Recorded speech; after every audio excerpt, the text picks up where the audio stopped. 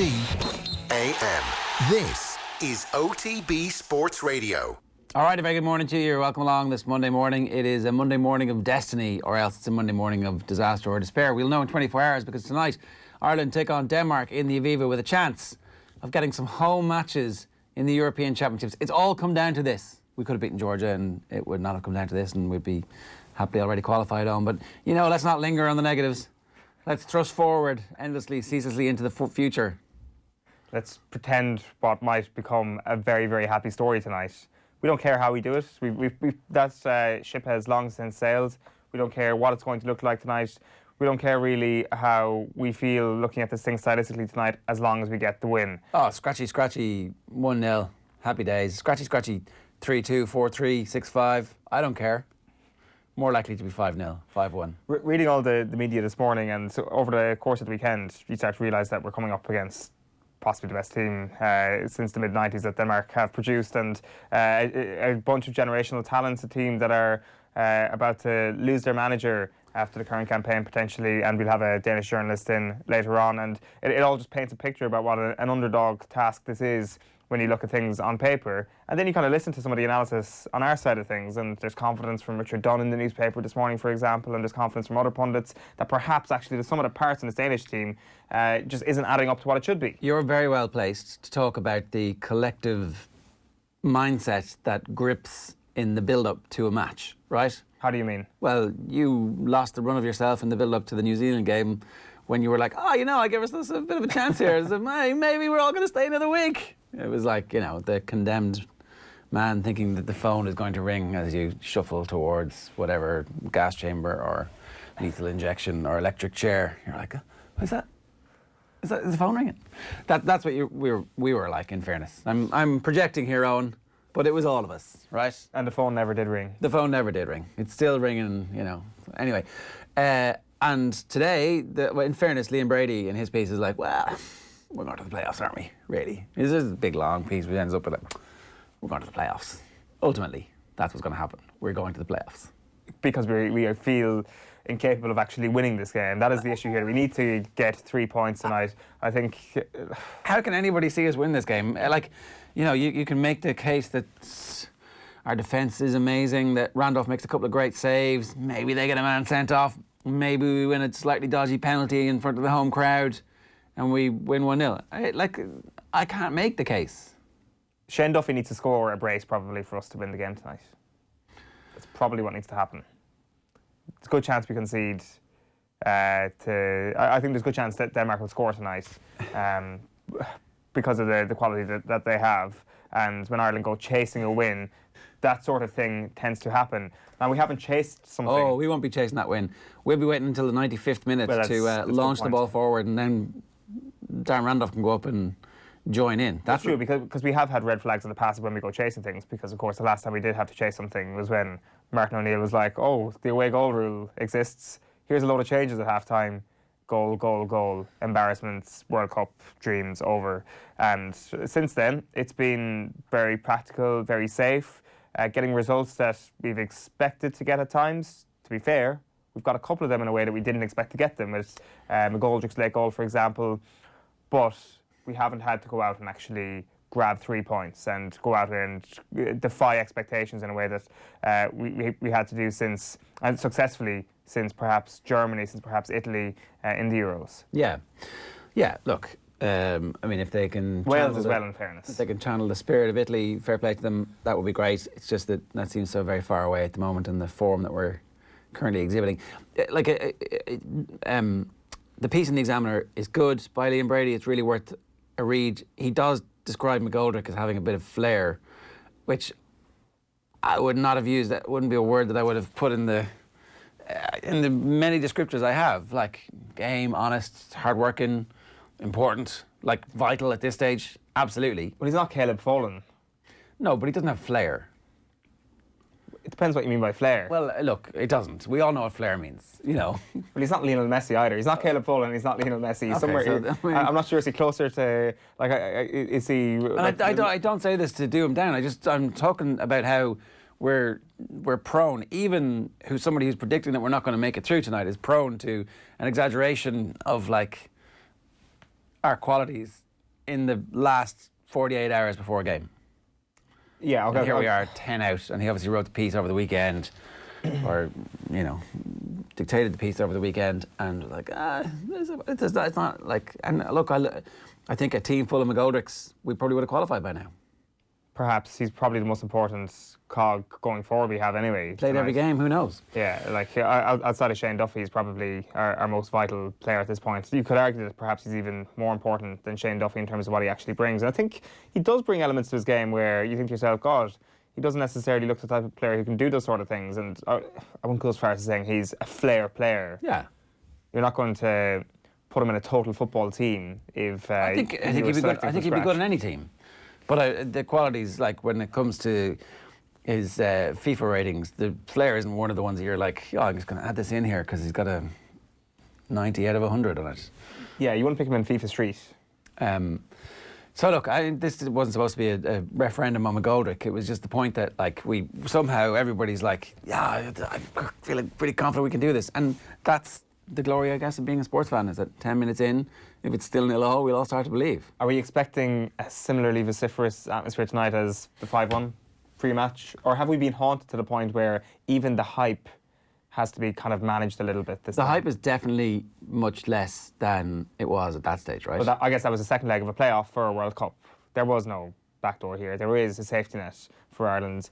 And I don't want to diminish the fact that it's just the Euros. Even though we have a home ground fixture, it does feel that the World Cup nature was just this big thing that, it was 16 years since we'd qualified. Yeah, but imagine if there were games in Dublin that we were like, we should have been in this game. Yeah, it's true. But I think that'll only... Our stadium. That'll only be hammered home really after the fact. But why can't we just imagine ourselves now? Just think about this for 15 seconds and go, right, we need to get there early, create the atmosphere, because what's on the line is the first and only time we're ever going to get games in our country in the Euros. I mean, is there ever any chance of us and Wales and Northern Ireland and Scotland hosting? There isn't. That World Cup bid that perhaps is down the pipeline could happen. Well, let's wait and see. So that'll be the message if we fail tonight. Is that don't worry, we've got a playoff and also potentially World Cup. We have a putative World Cup bid with England. Is it Ireland and England? Yeah, I'm not sure it's England or is it the whole UK. Right.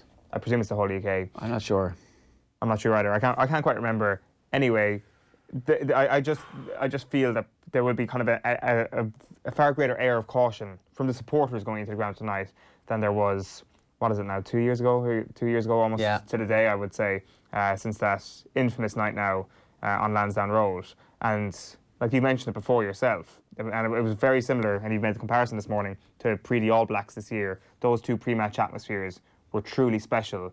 The matches themselves were truly disastrous. Oh, look, you're dead right. It was great. That build-up was class. That haka was class. We won that. Just like we won the anthems against Denmark, and that's what we all remember, right? Not Nicholas Bentner scoring against us. Shane Duffy. James McLean. The rugby team didn't even give us an early try to celebrate, whereas that went from fever pitch to something truly extraordinary when Shane Duffy scored. So I don't know.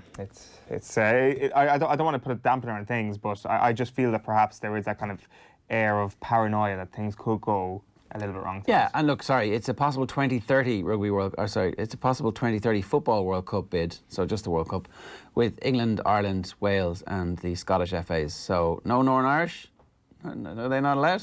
Windsor Park, not? They're being partitioned? I think he's going to double check. They're probably going to... Stadium's too small? Probably going to be added in, I'm sure. I mean, surely in the next 10 years they could borrow casement, what? That'll work, wouldn't it? They'll have to get the weed killer out first. Well, it'll be United Ireland at that point anyway, right? We all know that. And and then the second referendum, which will be, do we merge the FAI and the IFA, and then... No, we don't. The division between those two federations will scope the whole bit.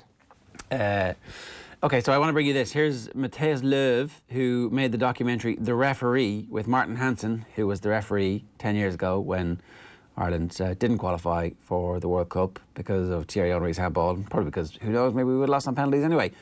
Speaking about the impact that that game on the 18th of November 2009 had on the Swedish official. Have a look. One part that I didn't use in the film was that he almost broke down into tears because he's so fond of Ireland. He loves the Irish people and he loves Ireland. And he said it could have been any team in the world, but why Ireland, my favorite country. And I couldn't use that because it would have been too biased to use that in the film. Yeah. But it was a very, very sad part because I knew that he always spoke so fondly about all these times he had spent in Ireland when he had been traveling there with his family and as a tourist. So I just felt so much with him at that moment. But like I said, I couldn't use that in the film because it would have been a little strange in that context. I had to be very clear about how he felt and how FIFA had told him to be in the position he were, and he couldn't see the handball. And when you look at the replays, the only obvious referee or assistant referee that should have made that call would have been the linesman that were on the side that should have seen the handball, because it was his call. If Martin was told by FIFA to be in that position, I think he didn't do anything wrong. It was the assistant referee who missed the handball. Yeah. And I think that is also the reason why FIFA was actually picking him for the World Cup. They took responsibility. They took responsibility indirectly for telling him where to be in that situation. Yeah, it's funny. I don't really blame the referee that much, and it's a point that actually he's done an interview with Daniel Taylor in The Athletic, which the Examiner have helpfully read. And if you don't have a subscription to The Athletic, you can read it today in the Examiner. You can read part of it today. And basically, one of the key points that the referee on the night makes is, why do I get the blame for this when the player who cheats doesn't really get hauled over the coals that much? He seems to get forgiven much easier than I do. So part of the drama of the Daniel Taylor piece is the journey to get there. It's like a very remote farmhouse, about an hour outside. Does he live in Malmo now? Is it possible he lives in Sweden instead of living in Denmark? He had to do the Nathan Murphy route, flying to Copenhagen, go cross country to Malmo, cross border to Malmo, and then up north to wherever he lives, which is kind of in this kind of pine forested area. So he lives in Sweden now, does he? Yeah, I'm pretty sure. Okay, right. Sorry, that would make sense. And he arrives in this little farming village and winds down the window and asks in English to one of the locals, "Oh, do you know where he is?" And she's like, "I mean, I do, but like, I'm not sure I'm going to tell you." Because the whole town rallied round him because, you know, there were death threats. I mean, I don't remember there being death threats. Like, who was threatening the referee at that stage? What was the point? It's pretty dumb behaviour. Yeah. Sure, look, we all partied, I suppose. But I don't blame the referee. It's Thierry Henry. It's his fault, right? But I've also got over that too. Well, I was also curious about the death threats as well. The piece is brilliant. It's worth taking out if you have a subscription. Taylor interviews his mother as well, and she talks about the death threats, and she says that when people write or say that if they meet him on the street, they will kill him, she says. To hear that as a mother, it is horrible. So perhaps the death threats are coming from somebody who's like, if I meet you on the street, I'll kill you. Like, I would have thought that it's from extremely, extremely unpleasant and angry Ireland fans, perhaps. But obviously there was some sort of potential that they actually might see Hansen on the street, so that might actually illuminate it. Like, he talks about the fact that somebody from the FAI came into him straight afterwards. Yeah, who? I wonder who that was. It's not mentioned in the article. I think he tried to remember and he just couldn't quite remember, and he's like, "We don't blame you, we blame Henry." That was pretty quick. I know, probably is accurate. Although then again, you're the referee. Get it right. Come on, get it right. He says that we're all like high-fiving and all that after the game, and like he was like, "This is the best game I've ever refereed." He refereed the Confederations Cup final earlier in the year. Kilban had a thing that he went into him afterwards at half-time in extra time, and said it was clearly 100% a handball, and he's 100% it was not a handball. It definitely wasn't. The referee says to Kilban. Well, you see, the confusion there was that he thought that people were complaining about William Gallas rather than Thierry Henry, and it was only when somebody from FIFA came into the referee's dressing room that he realised, it was the other handball. Right, okay, grand, yeah. Should have checked that out. Yeah. Joe was blaming Kev for his positioning in the way of the referee and the linesman. Totally agree. It's Kevin Kilban's fault that Ireland didn't go to that World Cup. Pretty much, that was the implication. Kev and Shay Given were on with Nathan and Joe yesterday. There's a full hour of 2009 goodness for you to luxuriate in, if that's your thing. If you like a little bit of self-flagellation of a Monday morning, then get over to our YouTube channel, youtube.com/offtheball. You can also subscribe there, you and 82,000 other people. And also the best place to listen to that podcast if you wanted it on the Go Loud app. Right, here's exactly what's coming up over the rest of this morning's show. 7:45 at the moment, we'll get the sports pages. Stuey Byrne is going to join us at 8:05. We'll get the Danish view from the Danish journalist who was talking with Mick McCarthy yesterday, saying the Danes are, well, a little bit more technically gifted than we are. Mick was having none of it. We'll play you that clip a little bit later if you missed it. Conor Fitzgerald came off the bench and kicked the winner for Connacht at home against Montpellier in perfect conditions yesterday afternoon against Montpellier in the Heineken Champions Cup. So we'll talk to him a little bit later on. Alan Quinlan will give us his thoughts on the weekend. And then Pits and Peaks, which may or may not involve some world-class horseplay. Is that the phrase du jour that we're looking for? Well, I'm not sure if we're actually going to include horseplay in our... I don't think we have enough time to cover the intricacies of horseplay on this morning's OTB AM. I mean, if you could just tell me exactly what horseplay is out there. Give me a proper definition of what horseplay is, because I hadn't heard the phrase since the 80s in primary school when you would get given out to for horseplay. Like... Where did you go to primary school? Well, I was born in 77, so I was in primary school from like 82. Where? In Athy. Oh, it's a weird Athy accent you were doing there. Is that how they pronounce horseplay in Athy? Was it weird? Yeah, I don't know. I thought it was kind of more manic in the woods. I would like to get a power ranking of what is more fun: horseplay, bants, or carnage. Carnage, obviously, right? Carnage is the type of thing that grown-ups do. Horseplay, not the type of thing that grown-ups do. The thing is, though, bants 0. Fun per person is probably more achievable with horseplay. With carnage, you probably need something stacked with lads. Yeah. All right. Time of the papers. OTB AM. The Mirror. The back page of the Mirror this morning. Have a go, heroes. McCarthy demands final push on home turf. Mick McCarthy wants heroes to step out of the shadows. Maybe tactics and planning is better and more important than heroes. Maybe that's what we could do with this morning instead of looking for a hero randomly. Anyway, sorry, Mick McCarthy wants heroes to step out of the shadows and into the light in their monster shootout with Denmark. I don't know what the AV is. What is it here? Oh, Aviva, of course. Ava Go Heroes is that one. Tonight at the Aviva at 7:45. Pretty simple back page. It's very effective from the Mirror this morning.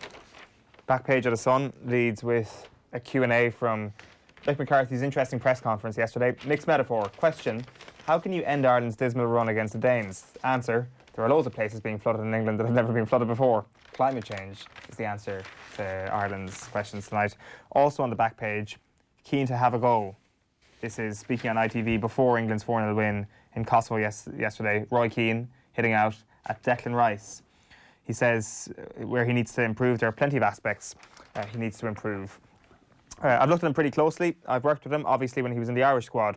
Where he needs to improve, where do you want me to start? His positional play, I don't think he has been consistent enough. He doesn't stay with runners. He's sloppy in possession. I can go on. A couple of months ago, everybody was loving him, but he's one of these players who has played his way out of the team because he's not been consistent at West Ham. I think it is a position in the England team where Gareth Southgate is obviously not sure he's going to do a job in there. So he talks about the praise he's got. Perhaps going to his head. A little bit. Going to his head. I'd say Keane's enjoying sticking that knife in, and for once, everybody as a country are united behind Roy Keane sticking the knife in, right? Everybody's pretty happy with that. Yeah, go on, twist it. Twist that Declan Rice knife. 7:48 AM this morning. Shane warned is the headline in the back page, or sorry, the double page spread inside. And the reference is, in case you didn't get it, it almost ended up a cricket score the last time Duffy had the armband, but giant defender confident. Do you like that? Shane warned. Is that everybody's like, what's that about? Are there that many Ireland cricket fans in Ireland who are going to get the Shane Warne reference? Ah, yeah. Yeah? Shane Warne, yeah, it's like... It's famous. I was going to say he's actually on the back of the Sun today because they have a hair transplant ad, but it's actually Darren Gough, not Shane Warne. Everybody knows Shane Warne. Do they? Okay. So, handy headline there. Back page of the Irish Daily Mail is Casper's jibe. Danes are going to win it, says keeper. The Schmeichel family in general. It's just assholes. Assholes. They are just assholes. Really, really annoying, insufferable people at this point. Yeah. Every time I see a Schmeichel on the back page, I will read the headline and I will read the story. But it just serves to boil some blood, and then I have to go for a brisk walk to kind of work it off. Back page is as well here. Clonmel wear their hearts in their sleeves. Big win for them yesterday for the commercials in the Munster Club Football Championship. And what World Cup? Clean sweep for Irish as European campaign kicks off. That seems to be a tone across a lot of the rugby stories this morning. Lethal Keane makes history. And this is Harry Kane became the first player from any country to score in every game of a European Championship qualification campaign as England won convincingly in Kosovo yesterday. And then Saracens want report in open. So this is interesting. Saracens have called for the public release of the private legal judgment that found them guilty of a huge salary cap breach. The English and European champions, beaten 30-10 yesterday in their first Heineken Champions Cup game of the season away to Racing, have been hit with an unprecedented punishment of 35-point deduction and a fine of 5.4 million. They have until midnight tonight to lodge an appeal against the ruling, but are not expected to challenge it. Which is interesting. Like, so if you think that there's something to be gained from releasing the details, but you're not appealing it, well, I wonder what it's clearly just about the PR battle at that point, but why? I was chatting to Alan outside, who's obviously going to be in with us chatting rugby later on, and he mentioned a tweet from Andy Good yesterday that will question where has the salary manoeuvred from to in this season, because obviously they've been given their... They're still doing it, basically. Exactly. Yeah. There is no evidence to suggest that they're not. In fact, I would say that salaries are growing in rugby. Saracens haven't gotten any weaker, and I would say that there's still huge questions to be asked. Back page of the Irish Independent is revenge mission. 2 years after the infamous 5-1 Denmark drubbing, Ireland need 3 points to qualify for next summer's Euro 2020. But with 1 point taken from the last 6 available, can Mick McCarthy find 90 minutes of magic and another famous night at the Aviva Stadium? So those are the numbers crunched on the back page. All on the line for McCarthy is their continued coverage inside. Connacht mark return to Europe's top tier with famous victory, incredible 3-point win against Montpellier for them yesterday. And St Mullins enjoy famous day to book final berth. Kettle turns it on at Cheltenham. The Bromheads put the kettle on, strikes in Racing Post Arkle trial. Battle over Doyen makes it 2 from 2 over fences. So the look ahead to Cheltenham has begun from the Racing Post, and there's also a stable tour of Willie Mullins, an 8-page supplement where they've been down to Close Sutton and they've had a look at what's going on there. History repeating, Danes to break Irish hearts. So this is what we want. Somebody from outside who's looking at the money and trying to find out exactly how things should go tonight. Ireland's push for automatic qualification for Euro 2020 has gone right down to the wire, but they're likely to come up short in their crunch match with Denmark tonight. What's it going to be? Is it going to be a 1-1 draw or a 3-1 defeat? You think they're the only two options? I would say 1-0 draw is more probable, isn't it? Yeah, although because we're going for it at the end, does it matter? Does it, we're not going to send on a defender with 20 minutes left to go, are we? I mean, we might. That would be a very Mick McCarthy substitution tonight. 0-0, Mick adds on an extra defender just to make sure that, so we could still nick it. Who knows? Like Tony Adams scored when he went up front for Arsenal that time. Or almost scored. Did he? That's the sort of mentality that needs to be instilled into the team tonight. Bring on a defender, it's not necessarily curtains. Irish Times, Emmett Malone writing that McCarthy prefers to dwell on the positives. Special performance will be required if resolute Danes are to be overcome. And then a couple of rugby angles here. Gavin Comiskey saying the provinces show there's life in Irish rugby yet. And Keith Duggan was at the sports ground yesterday. True grit reaps its reward as Connacht thrive in adversity. So the Herald this morning, you haven't already done the Herald, have you? No. They've got a Richard Dunn column. He thinks we can beat the Danes. Everything teed up for an Irish win. So Richard Dunn is at least channeling the positivity. And I believe in these players. Mick targets final 20 minutes. Mick McCarthy says he has belief in this team's ability to upset the odds and qualify tonight for the Euro 2020 finals. The Irish boss is willing to go gung-ho in the last 20 minutes if a goal is needed to send the team to the finals without the need for a playoff. It's great that, that's certainly tactical masterstroke. Batten down the hatches, defend. Hope the crowd get on your side for the last 20 minutes. And then mount a cavalry charge with 3 centre-backs playing up front. They won't have any tape on that. Well, you can't mount a cavalry charge for 90 minutes, to be fair. So It's true, you can't. I wonder if they've been practicing situational football over the last few months of his reign, where it's like 20 minutes, go hard or go home. The other 70, though, don't do anything. No, maybe they have. That would explain a lot of stuff. Christian Eriksen has been quoted in the... do you want to do that one first, actually? Sorry. It's the Irish Examiner. It's a great picture of Glenn Whelan there. All hands on deck. Liam Brady's column there. This is about much more than Euro 2020 qualification. Don Lenihan, green sweep. Provinces off and running with 4 wins and opening Heineken Cup weekend. Then a couple of other things at the bottom here. Just 2 of the GA stories. Nemo routing Stacks. A bit unfortunate for Austin Stacks yesterday having to be thrown into the Munster Championship after winning their club championship months and months and months ago, getting pulverised by Nemo Rangers. No surprise that they won the game. Probably a bit of surprise is the kind of magnitude of the win. And St Mullins Marvels, Carlow Kingpins, through the first Leinster Club final. It was on TV yesterday, so a lot of people have seen that. A fantastic win. You were away for East Kerry and... Yeah. I used to think that whenever I wasn't around that... whenever I wasn't around, good things used to happen to Kerry, and then they ended up losing the replay to Dublin. When I say Kerry, I mean like teams that I would be associated with.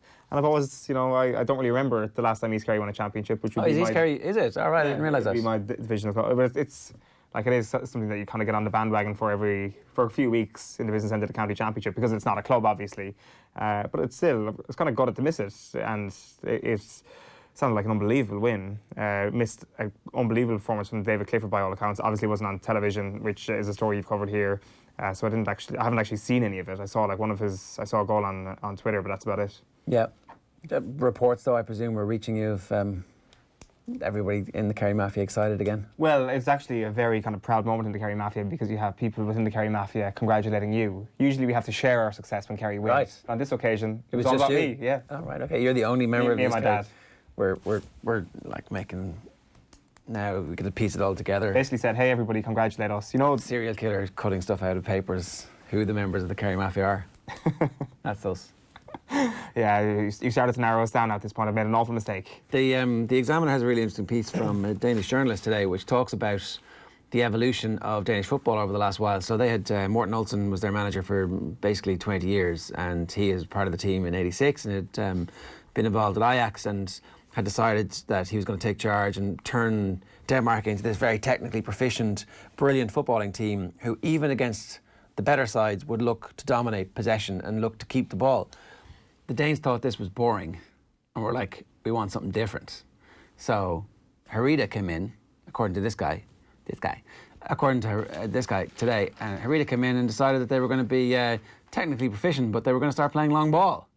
So that team that whooped us 5-1 is technically considered by the Danes to be a long ball team. Morten Glindvad is the Danish freelance journalist who the Examiner have carried copy from this morning.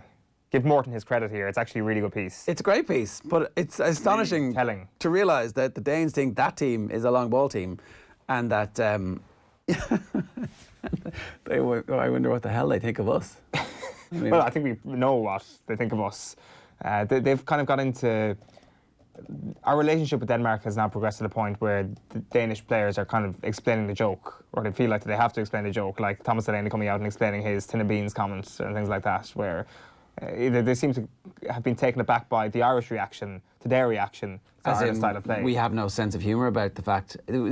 It's okay for us to say that we're not getting the best out of our players, but you're not allowed to say it, because that's just rubbing our noses in this thing we already know. I think the Thomas Delaney thing was kind of funny. The Schmeichels, though... What did Delaney say?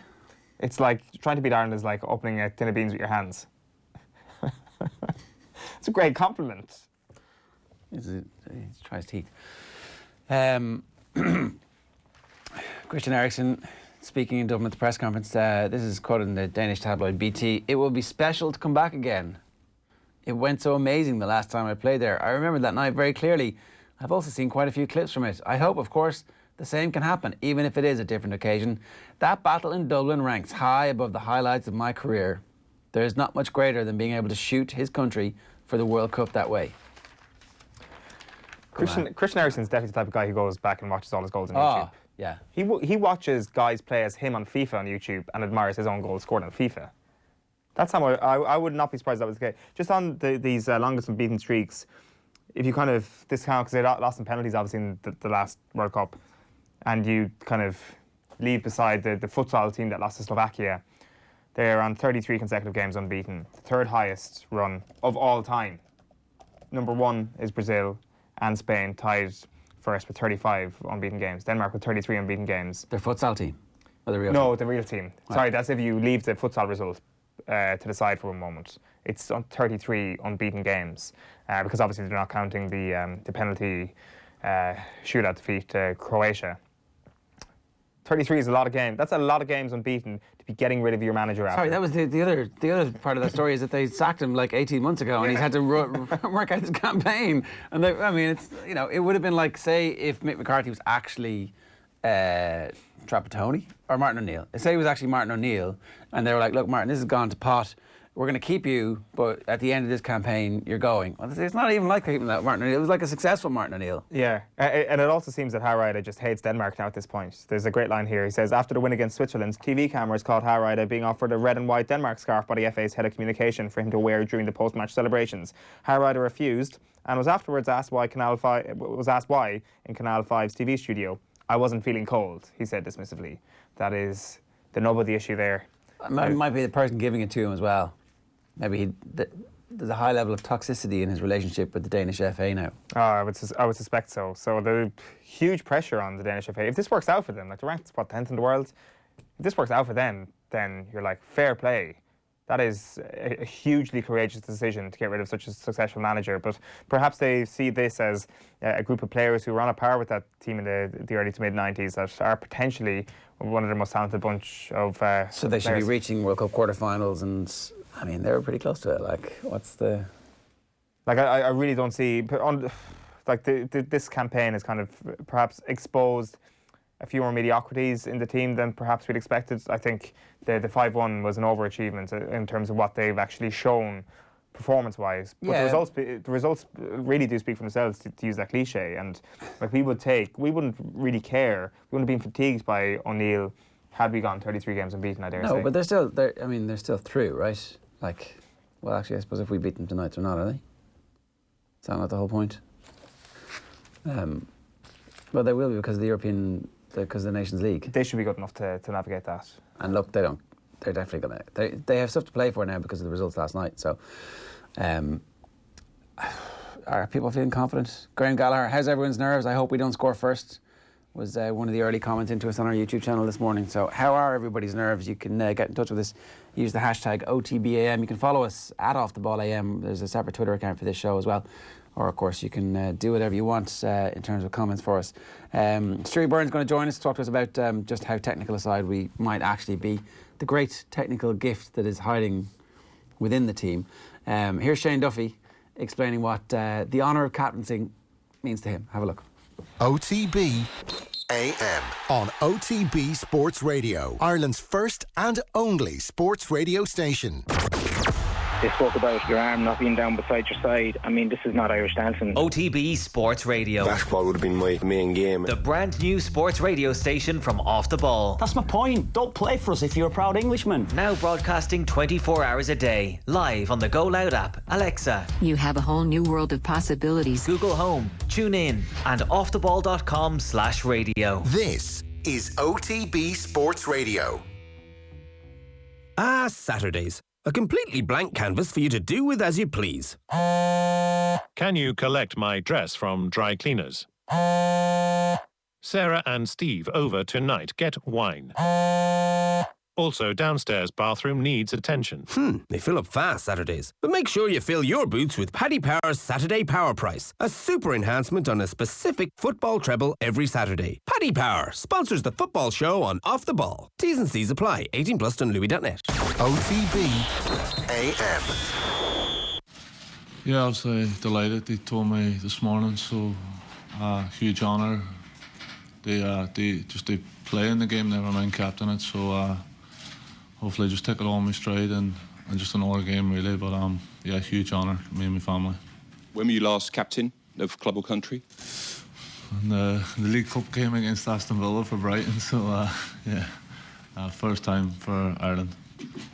It's an extraordinary moment, isn't it? I would imagine in any player's career, one to play for your country and then to actually lead them out in such a big game. Yeah, as I said before, it's a huge honour.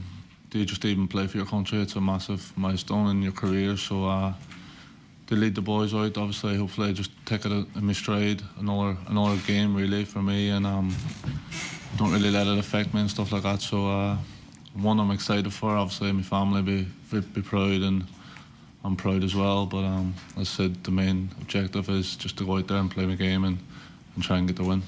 Glenn, what are his attributes in terms of being a captain? Yeah, well, obviously with Seamus not being around, he probably deserves it more than anyone. Just with his performances, even if he didn't have the armband on tomorrow night, he'd be a captain anyway, because he goes out and puts a shift in, and he's a real warrior. So delight for him and his family, and it's something that nobody can take away from him. So hopefully get the right result tomorrow, and it'll be a great party everywhere. Yeah, Shane Duffy and Glenn Whelan talking about Shane Duffy being captain for Ireland. Stewie Byrne is here. Stewie, how are you? Good, Ger. How are you? Are you feeling confident that Ireland are going to get a victory? You make a case for that? Can I make a case for it? I can, because of our sort of recent ability to be able to get up for one-off big games. You know, just thinking of the Germany game or some of the bigger games in the Euros. Like, you know, certain games, manager doesn't need to say much in the build-up. You know, just needs to kind of get the tactics right. And once, you know, we go in there with some energy, the crowd's going to be huge tonight. And you would expect that Ireland, this is probably going to be Ireland's most energetic performance of the campaign. Now, that's not going to get you so far. That's only going to get you so, you know, it's only going to get you to a certain point. You think back to the previous game against Denmark, which completely fell asunder. But it fell asunder, Jared, I don't know if you remember, there was something not right with us that night. The whole attitude of the team was completely off. You know, there was a lot of negativity, you know, within the players on that night. There was players kind of giving out, quite early on. You could sense that the energy wasn't right at all. I don't know if something went wrong in the camp. Even though the atmosphere was great, a full house, the build-up was perfect, and we went 1-0 up. Yeah, but see, that all hides what's effectively underlining within the squad. There was something not right. I don't know what it was. There was obviously some negativity in the players towards maybe some sort of tactics or the way maybe Martin and Roy had gone about in the build-up towards to the game. But I think it's different this time around. Like, I don't expect there to be. Got to be shocked if there was that sort of negativity in the camp going into tonight's game. That's certainly not the feeling you get.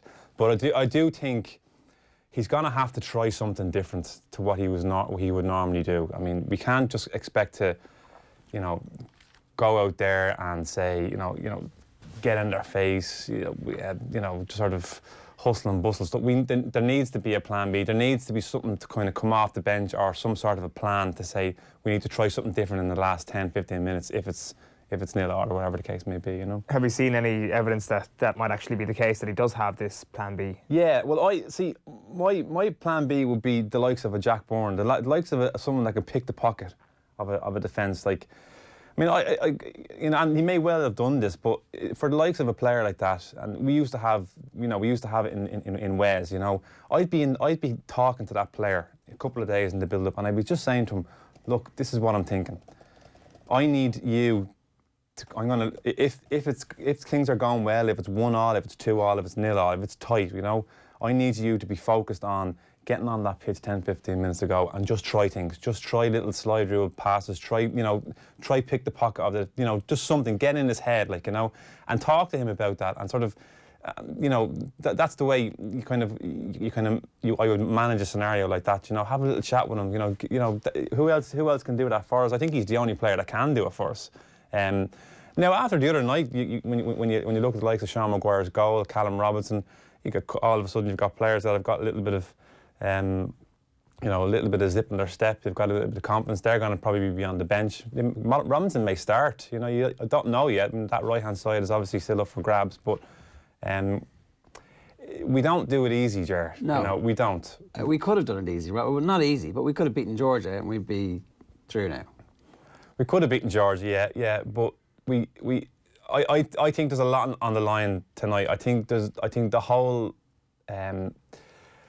You know, the whole focus on Irish football is on the line tonight, really. Like, I'm just reading an article in the Independent there. I quite agree with what's been said. Like, you know, if we don't go through tonight, I think we are definitely coming to a stage where people are, you know, enough is enough. We really have to change how we approach football in this country. Like, you know, but we're not there yet. I think it's important to be fair to the players that are preparing for the game tonight, that they're there to do a job and that we get behind them and support them as much as we possibly can. Well, it's interesting that you mentioned that your theory for why it all went so wrong 2 years ago was that there was actually a little bit of distaste within the players group for how the management team were actually putting them out there to play. I mean, that's surely an unhealthy thing to have in any camp, and doesn't reflect well on the management, doesn't reflect well on how the team are being set up. Yeah, I think, I take that point. I think, you know, players ultimately want to go out and play. You know, they do. They'll die for their country. They'll do anything for their country. You know, and they'll put that green jersey on. And once they go across that white line, they'll do anything that's asked of them. But they'll do it to a certain point. Like, you know, there comes a certain stage where enough is enough. You know, where, you know, if these players are at their own club level and they're being asked to play football, they're being technically drilled all the time, and if they're not getting to do that at international level, players get frustrated with it, and enough is enough. And I think that's what happened the last time around. I don't sense that's going to be the case this time around. I think there's a bit more togetherness about the camp. I think Mick McCarthy, has come in, and there's a lot of respect for Mick for what he's achieved as a player and as the previous manager. The players have ultimately said, look, let's give this a go, and it's gotten us so far. They're not fools. They know players deep down know that certain results have gone our way. You know, do we really deserve to be where we are? We might have rode our luck a little bit. Like, you know, how many goals we scored in this campaign? Is it 6? Probably one of the lowest 6. In the campaign. 4 against. Really poor, like, you know. But they know that against Gibraltar. They're no fools. They're no fools, Jared. They know that they've got a great opportunity to get out of jail tonight. They're in a great position, but deep down there are bigger questions to be answered, really. Yeah, and part of me wonders if a result tonight is going to paper over those bigger questions, then for the long-term benefit of Irish football, everything does need to be torn down. Somebody's making the point, it might have been Brady again in that piece earlier on, Liam Brady was making the point that if they qualify, is that an opportunity for some of the people who are in situ to go, well, things are going great, look, we just qualified for European Championships, there are going to be games in Dublin. I mean, I'm not going now. I'm going to make sure I'm around the FAI and the FAI board for that. I would hope that's not the case. I don't see that being the case. I think this has been a big year for Irish football. You know, we've had big change at the top level. There's a wanting for change now. I think a big blocker is out of the way now with regards to change. So I would see this as being probably the best opportunity for Irish football to really change in as far as I can ever remember, to be quite honest with you. And victory will help us with that. Qualification will help us with that. It'll certainly bring the sponsors back. It'll bring the fans back. It'll, 2 full matches in the Aviva. It'll help with the feel good, yeah. But I think the whole issue over Irish football and the structure is completely beyond all of that. I think it needs to be either way. It needs to be done whether we qualify or not. And of course, this is all part of the master plan that the FAI were like, well, we need to affect change, and us boys, we're not going to be able to do that if we qualify for a tournament. So let's make that change happen now and install Stephen Kenny and only give Mick McCarthy temporary tenure. Yeah, I think the Irish supporters will have a big part to play in all of this. Like, they have to kind of stand up and be heard and to really sort of push home their wanting to change this. I know that there's been various sort of opportunities to do that, and they've tried to do that, the yellow ball protests and things like that. Like, it's very difficult to change an organisation like the FAI because of how it's been structured. But you would think now, at given the year that's in it, and hopefully what's to come in terms of the reports that we're going to see, this will really be it'll really be a time for transition. But you have to kind of separate the two, because the reality is, there's a game tonight that if we win, we qualify. Are we capable of winning the game? Of course we're capable of winning the game. I think Denmark are a very good side. I don't think they're as good as Switzerland, to be quite honest with you. I think they're certainly there. They're there to be got at. They've got people talk about Eriksson and Schmeichel. It was a huge advantage to them, but on any one night, I think we're capable of pulling out a big performance. It is a pity that we've come down to on one night, on any given day, in a one-off performance. When you think that, if we had a self-perpetuating football culture that knew exactly what it was, then we'd be leaning back on that. We'd be like, oh, well, we're going to do this, this and this, because that's what we always do, and that's what our tradition is. We don't appear to currently have a team that is designed out of a tradition or an overarching structure or a plan. And you go back to playing 3 at the back and picking the wrong players in the wrong positions and then abandoning it after half an hour. Yeah, but that's what you're going to get with this manager. That's the reality of it. That's not really good enough. That's not good enough. No, it's not good enough. It's not good enough. But I don't know whether this morning is the time to really kind of dig deep into that. Like, you know, I would prefer to kind of let them, you know, get behind the team and let them go at it. But in reality, Ger, no. I mean, we brought this Mick McCarthy in to do because he was a certain type of manager, because he had a certain relationship probably with a certain person, and he was perceived to be a safe pair of hands, and he was not as expensive. It seemed to suit the FAI at the time for whatever reason. But you know, certainly wasn't a decision wasn't made here to change, you know, Irish football, to change the way we play football. A decision was made here to kind of a quick fix, you know, exactly what you say, a safe pair of hands. Whereas it's gotten us to an opportunity to qualify for a major tournament, but I still think deep down there is this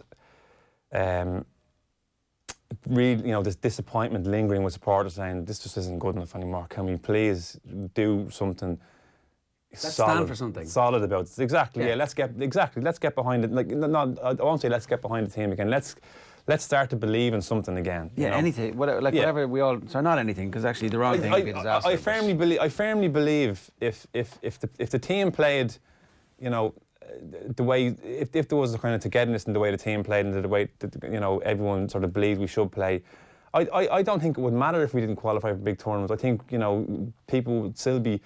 There'd be a sense of togetherness and sort of satisfaction with how we play. However, I think we're more likely to qualify for tournaments if that happens, because, you know, that's a byproduct. Yeah, that's it. Yeah. 16 minutes past 8 this morning. Stewie's going to stay with us ahead of tonight's crucial qualifier against Denmark. There's an interesting exchange yesterday in the press conference. Mick McCarthy engaged in tetchy enough conversation with a visiting Danish journalist. That man was Leif Rasmussen, and he's joining us now. Have a look at the video from yesterday. Morning. It's often said that the Danish players are better technical than the Irish. What do you think about that? Do you agree? Often said by whom? By the Danes. Well, I know. Well, that might tell you something, eh? Yeah. Self-praise is no praise, I'm afraid. So you will not bring your thoughts about that? I'm not bothered. If I sat here and said I was better than everybody else, you wouldn't believe me, would you? So, I don't... It doesn't concern me, that. People's opinions don't concern me. Because it's on the day. Yeah, you can be better for all the time round. I've seen a lot of cup finals. I know, I was a big Leeds fan as a kid. I remember watching that one against Sunderland, and it was an absolute shoo-in. Sunderland couldn't win. Guess what? It did. And all the games subsequently that I've seen or been involved in, when teams shouldn't win, they've got better players, they've got a better squad, they've got a better manager, everything's in their favour, and they get slapped. Well, that's what I'm hoping will happen tomorrow. Right, hoping you get slapped tomorrow. Mick McCarthy being very welcoming to life. How are you doing? Thank you. How is the perception of this Irish team in Denmark? The Danes are thinking that the Irish will be beat nine times out of 10 normally. But we have drawn a lot of times now, so the Danes are actually a little bit disappointed after seeing those games, I might say. So you're due to beat us. It's your turn to beat us again. Is that the odds? Yeah, but this time we don't have to. There's a lot of talking in Denmark about Åge Hareide is a little bit boring because he's a Norwegian coach, and Danes don't like to be managed by Norwegians because they're playing a more simple type of football. Because some of the Danes think that we are the Brazilians of Scandinavia still, but I'm not sure that they are right, because Hareide has found this formula where we have not lost in, I think it's 33 games in ordinary time. They lost to Croatia after penalties, and they lost a game which was not a game against Slovakia, where the Danish players were in a conflict with the federation, and they played with amateur players and futsal players in Slovakia, so it's not counting. For you guys, yeah. Yeah, so I didn't realise it, but Hareide has been replaced. This is his last campaign. Yeah. Primarily because he plays long ball football, is that it? If you ask me, that's the problem. We Denmark tend to have this. We don't forget the Laudrups, Michael and Brian Laudrup. They were outstanding. But we think that we can take the whole country and the whole youth to play like this without direct balls and so on. And that's the decision the federation have given. And a lot of people are surprised because he has not lost in 3 years. It sounds like us. The battle of the long ball. But Harrider, he says, what's wrong with a long ball if we can use it to something? If you do it the right way. You do it the right way and make a mix. We're still very good with the ball. But sometimes you need a direct ball to Andreas Cornelius, who is very, very strong in the air and at the feet. That's interesting you say that. Is there an element of is there an undertone of frustration maybe with the Danish players as to how they're being asked to play, or is it something that's just with the supporters? Is it the supporters have had enough of this type of football and they want to change? Yeah, the Danes often they want to change for the change's sake sometimes because they were bored of Morten Olsen as well. He played this Ajax style, 58 passes without anything. Yeah. And they got bored of this as well. But we often try to go back to this style now, and I think it's not that good. So, but the games against Ireland many times went without a score. The Danes don't like that, and so there's a strange. I think half of the Danish people think it's boring, and the other half thinks now we are getting to something with O'Hara. Many were surprised that he's not sacked, but he's not... no contract renewed. Taking Kasper Hjulmand, who is he is a type that wants to play at the grass all the time. And did the players want to play that way? Do we know? Many of them are, Lasse Schöne and Eriksen is out of the Ajax school. They can play everything. But the fact is, Eriksen didn't score when Morten Olsen was the coach. And suddenly, when Åke Hareide was the coach, he scored every time. So he found spaces after the long ball. Yeah. The second ball, Eriksen had the space to either do something self or play it on the winger, and that's a big success. It seems like a huge risk. I think any federation of Denmark's size, granted it's an amazing set of players, world-class talent in Christian Eriksen, but to be a kick of a ball, to be a penalty shootout away from a World Cup quarter-final, going down to a team who made the World Cup final, that seems like an incredible achievement for a team of Denmark standing in the 21st century. Like it's, given the standard they've come from all century long. I just can't get my head around this decision because, as you say, not only have the results been good, they're also getting the best out of their best player. That's good management. Yeah, it is. But we have become, 1 year ago, we got a new football director, Peter Møller, who has played centre forward on the national team, and he wanted a new style. In Denmark, it's very important that we play in the same way under 21, under 19, under 17, on the national team level.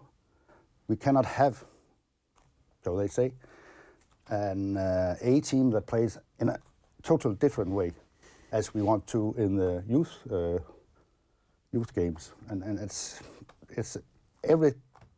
every time in many years this has been a problem. I think in the Irish don't have that problem. They play the same way. Or do you know, just listening to you, I think we're quite similar. We are quite similar because there's this thing now that the 21s is obviously managed by Stephen Kenny, who's due to become there, and they play a certain style of football that is everybody I think wants us to play. So it's not long ball. We don't want to play long ball. We're kind of at this point. We're tired of being told we've got no talent and no skill. Exactly. And so when you guys come and say, you guys... That's why Mick McCarthy went a little bit. So Mick sometimes would be happy enough to let that be the thought, though, that this team isn't very talented and I'm getting the very best out of them. The last manager was like, well, we don't have the players. The previous manager before that was like, oh, these players are no good. Yeah. We need a coach who's going to come in and say these players are actually better than they look. That's management. That's management. That's exactly it. Like, I mean, throughout my football career, I was always told I was better than what I was. That was brutal, Jerry, but I managed to get a career out of it. But the fact is that the Danes, the guy that the Danes fear at the most is Shane Duffy tonight, and he's not a player with flair, with his flair or nothing, but he has this presence that the Danes don't like. So yeah.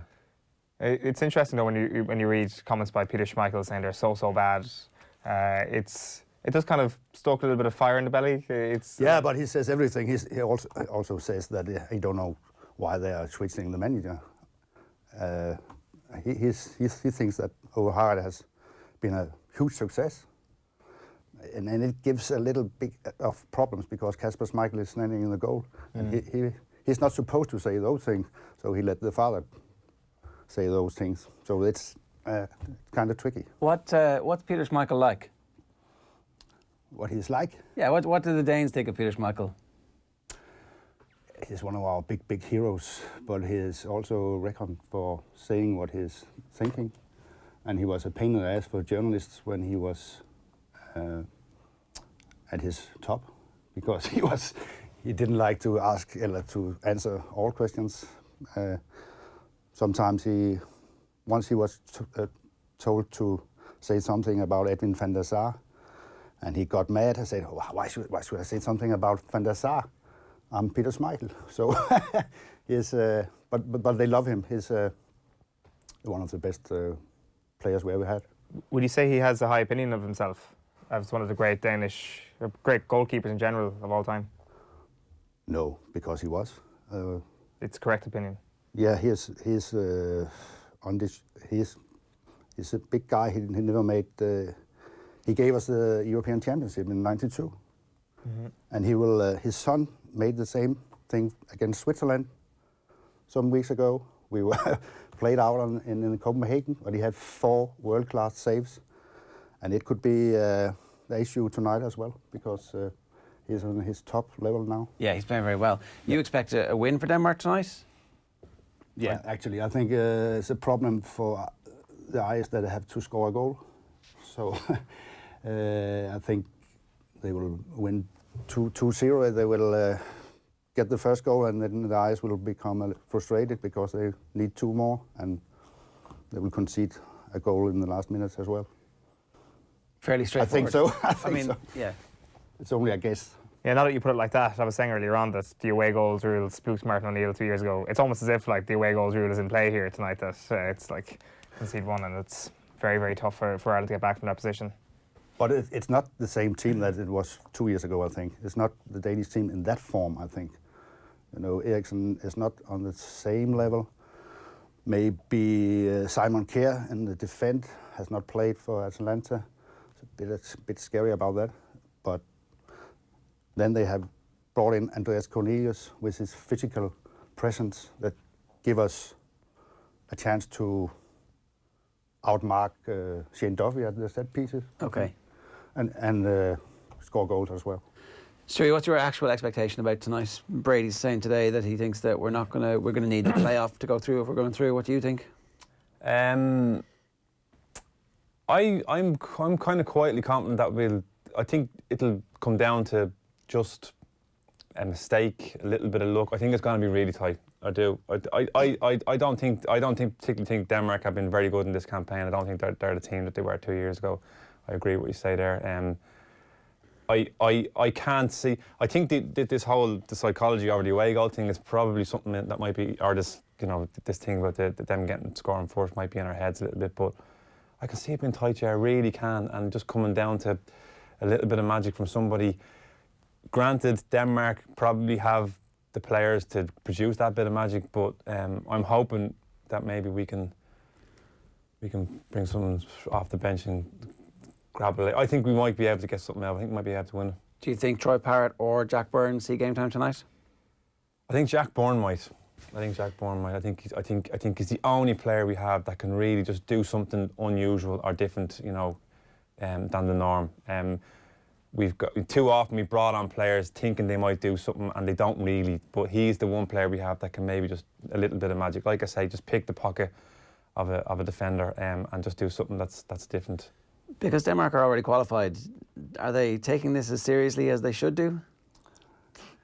Yeah, they are. They are inside there. A little bit afraid. If there's 0-0 and 10 minutes left, they will struggle because they know this one set piece to Shane Duffy will ruin everything. Yeah. So they don't know if the ice is coming attacking as hell. They don't think they will. I don't think they will either. They will wait and wait and wait until the last 10 minutes, I think. Yeah.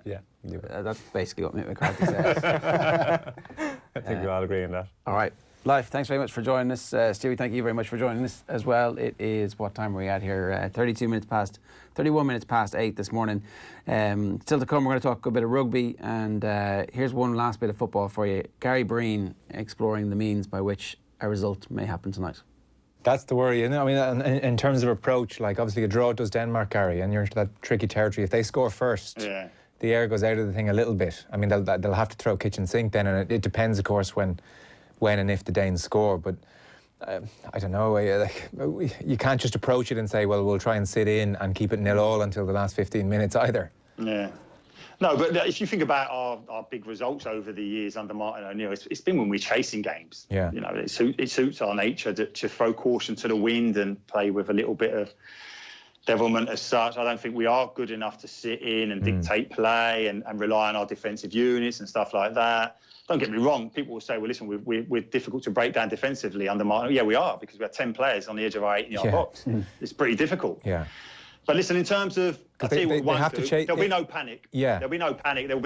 We won't be suddenly at half-time throwing tricky wingers into centre midfield like we did last time against them. Well, that's actually the big thing was in terms of in the 5-1, because all the other games have been tight and they've been cagey and it's been well matched. That 5-1 game is when at half-time kind of the teams at the bottom just fell over because kind of Martin O'Neill did lose his head a little bit and kind of maybe chase things a bit too early, and that's what you're kind of hoping for. I don't think, lads, as you mentioned earlier, and this day and age, I don't think you need a crunching Roy Keane tackle on Overmars straight away in the first few minutes to get the crowd going. I think the crowd would actually almost react a bit better rather than kind of lads going 100 miles an hour. The team actually being composed, I think that would actually settle. Not that you want to settle the crowd down, but if Ireland start well and actually look comfortable in how they're playing, even if it is kind of balls into McGoldrick and feeding off him, that's what will kind of get the crowd going more than lads going 100 miles an hour, James McLean smashing into someone for the throw-in. That's of no benefit in international football. Look, I get the point.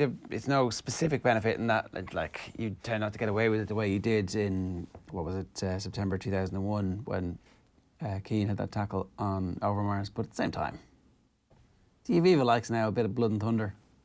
If James McLean rattles into Christian Eriksen in the first 10 minutes, takes an early booking. I'm like, yeah, come on. No? Without question. The crowd the blood is up. The problem is, how many of those sort of moments have you had at the Aviva? Like, you talk about the great Aviva nights. How many of them have there been? The Aviva? Yeah, no, yeah. Like I'm talking about 2 or 3. I mean, Lansdowne Roads, yeah. Yeah, that's what I mean. But, like, I mean, since the 5-1, there hasn't been a single one, really.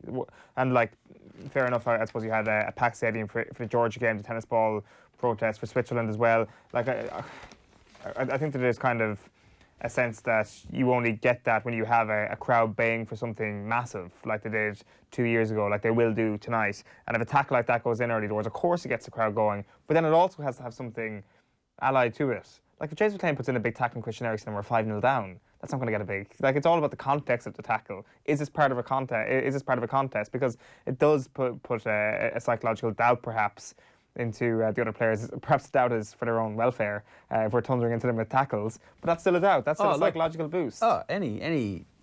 This team is already qualified. I think maybe that's the one part of this that we haven't thought through. We assume Denmark are going to come, bring their A game, and be as into this as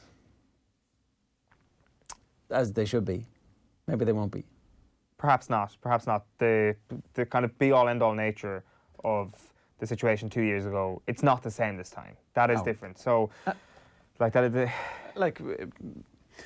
Some more Mick McCarthy logic was, we couldn't really get up for the Georgia game because we knew it wasn't do or die, but we know against Denmark it's do or die, and then we find out it's not do or die, and he's like, oh no, we're putting that out of our mind, this is do or die. You're like, well, either it is or it isn't. And in this case, it definitely isn't. There's a chance he's probably just talking in a press conference there and just kind of saying whatever comes to his mind. Like, I'm sure there's no fundamental... It would be good if you could speak in a press conference and just tell the truth. So that you don't, there's none of this stuff that... I'm not saying that he's lying, it's just that he hasn't thought this through. There's no consistency to it. There's no plan.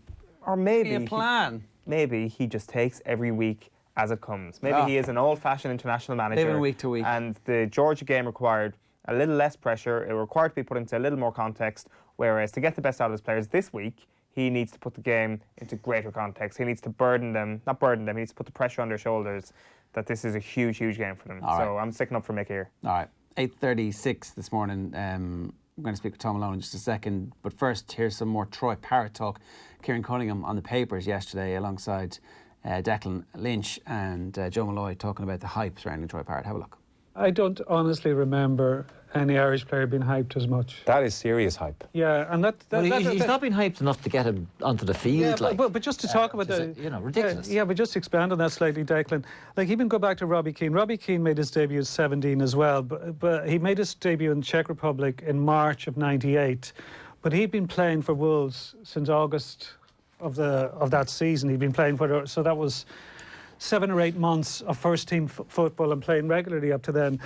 Thursday night was Troy Parrott's second game of adult football. His other game was a League Cup game against Colchester, who are a League Two team, and Spurs lost and he was substituted. So the amount of expectation on a guy who's virtually done nothing yet in adult football is incredible. Like, even the likes of Liam Brady, when Liam Brady came in very young, John Jazz, they were playing first-team football for a while. Like, John's... it was the anniversary of John's debut 60 years ago against Sweden, but John was 19 then, wasn't he? Just turned 19. But he played first-team football for. So I think, by all accounts, this guy is incredibly talented. But I think the pressure that's been put on his shoulders, because he is going to be coming into when he does start. It will be a World Cup campaign, which is far harder than a European Championship campaign. The odds will be very much stacked against Ireland to qualify. He's coming into a team that won't be particularly talented. So he's going to have to deal with a lot of pressure very, very early. But, yeah. He's got big, broad shoulders, though, Thrust him out there and let's see what happens.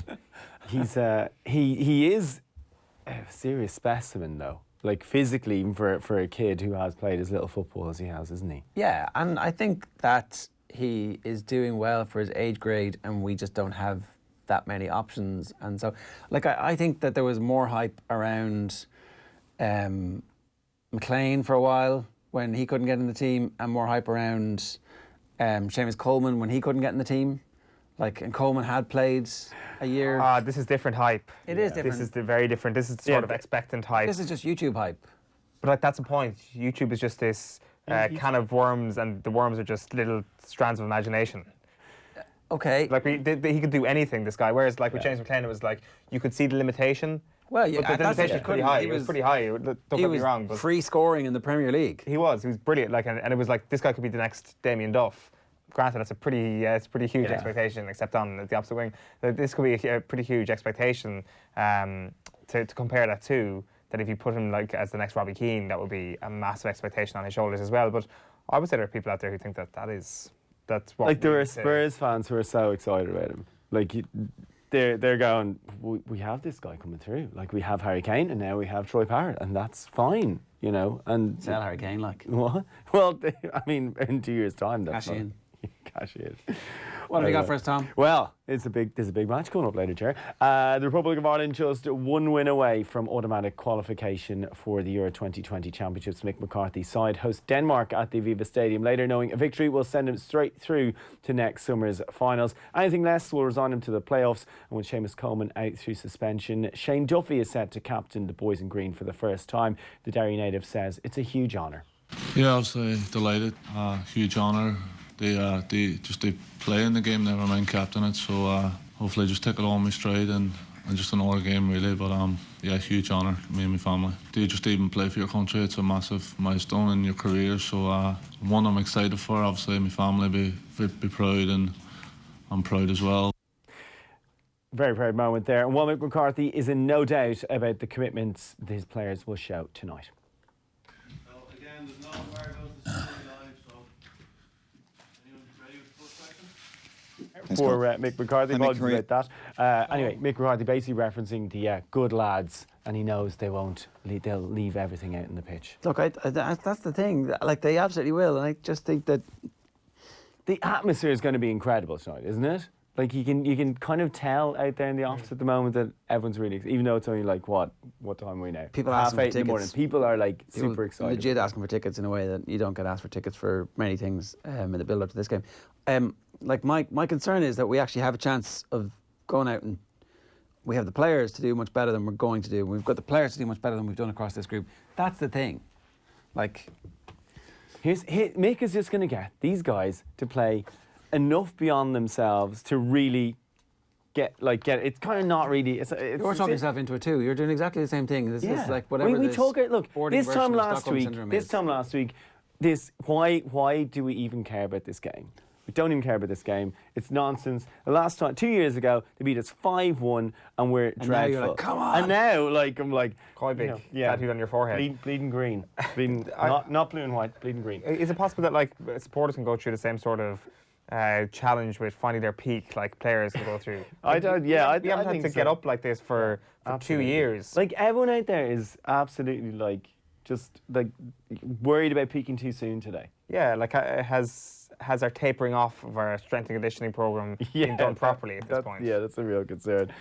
Let's move on to England. They won their final qualifier yesterday evening to beat Kosovo by 4 goals. And it was the first international goal for both Harry Winks and Mason Mount. It was a good finish from Marcus Rashford as well, while Harry Kane continued his phenomenal goal-scoring form. 12th goal in 8 games for him. That secured the win. Gareth Southgate's side were already through to the finals, and that win ensures they will be top seeds, or among the top seeds next summer. While Irish captain Katie McCabe provided the assist for Viviana Miedema to score the second of 2 goals as Arsenal beat Spurs yesterday in the Women's Super League. That game saw a record crowd number smashed for the second time this season. 38,262 fans saw Arsenal get the better of that North London derby. It's over 7,000 more than the record attendance for the Manchester derby, the Etihad, that was secured on the opening day of the season there.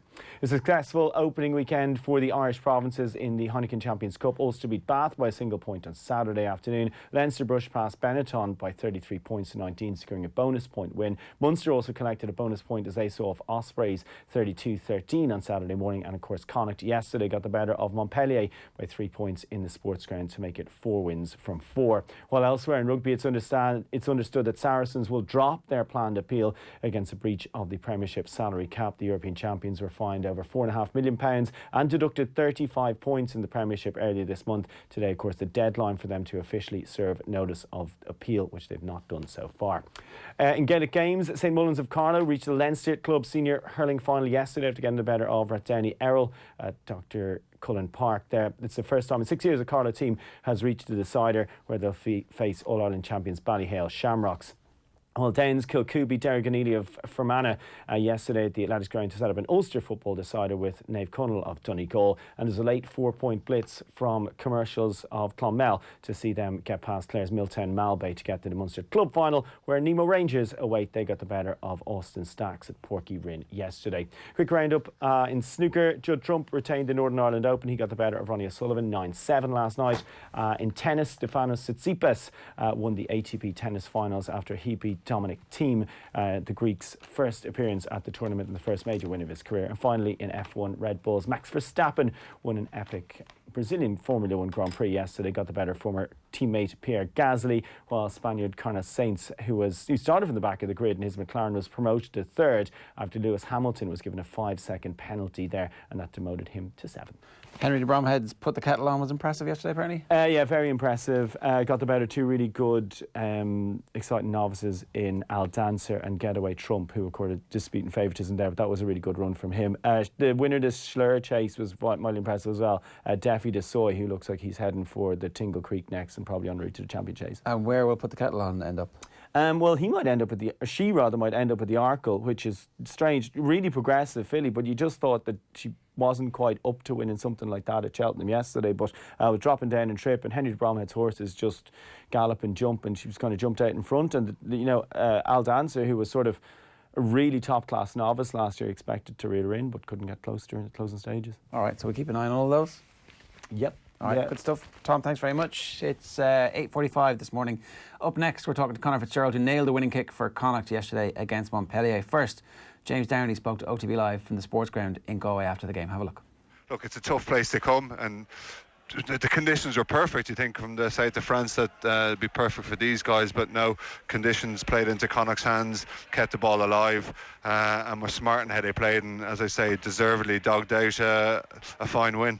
And you mentioned some of the injuries pre-kick-off. The second row injury crisis we mentioned and people were aware of all week, and then Butler, Adeoloken, Matt Healy all ruled out as well in the build-up to this game. So Connacht were seriously under strength. Yeah, hugely. And I think even Killian Gallagher went off after about 7 minutes, I think it was, and Joe Matsumu came off the bench, and he was replaced then later on by Owen Masterson. So it was such a young squad to come on, and even you looked at the bench beforehand, and I was a bit sceptical about these young guys coming on and kind of making an impact, and it happening so late in the day. But sometimes that's going to play to your strengths a little bit. No pressure. They don't have time to think about it too much. They're thrown in the deep end and just get on with it. It's another game of rugby, and I thought Conor Fitzgerald played extremely well as well when he came on, and Jack Carty might be a little disappointed in how he let the Montpellier guy slip through him for a score. But all these guys who stepped in last minute really stepped up to the mark, and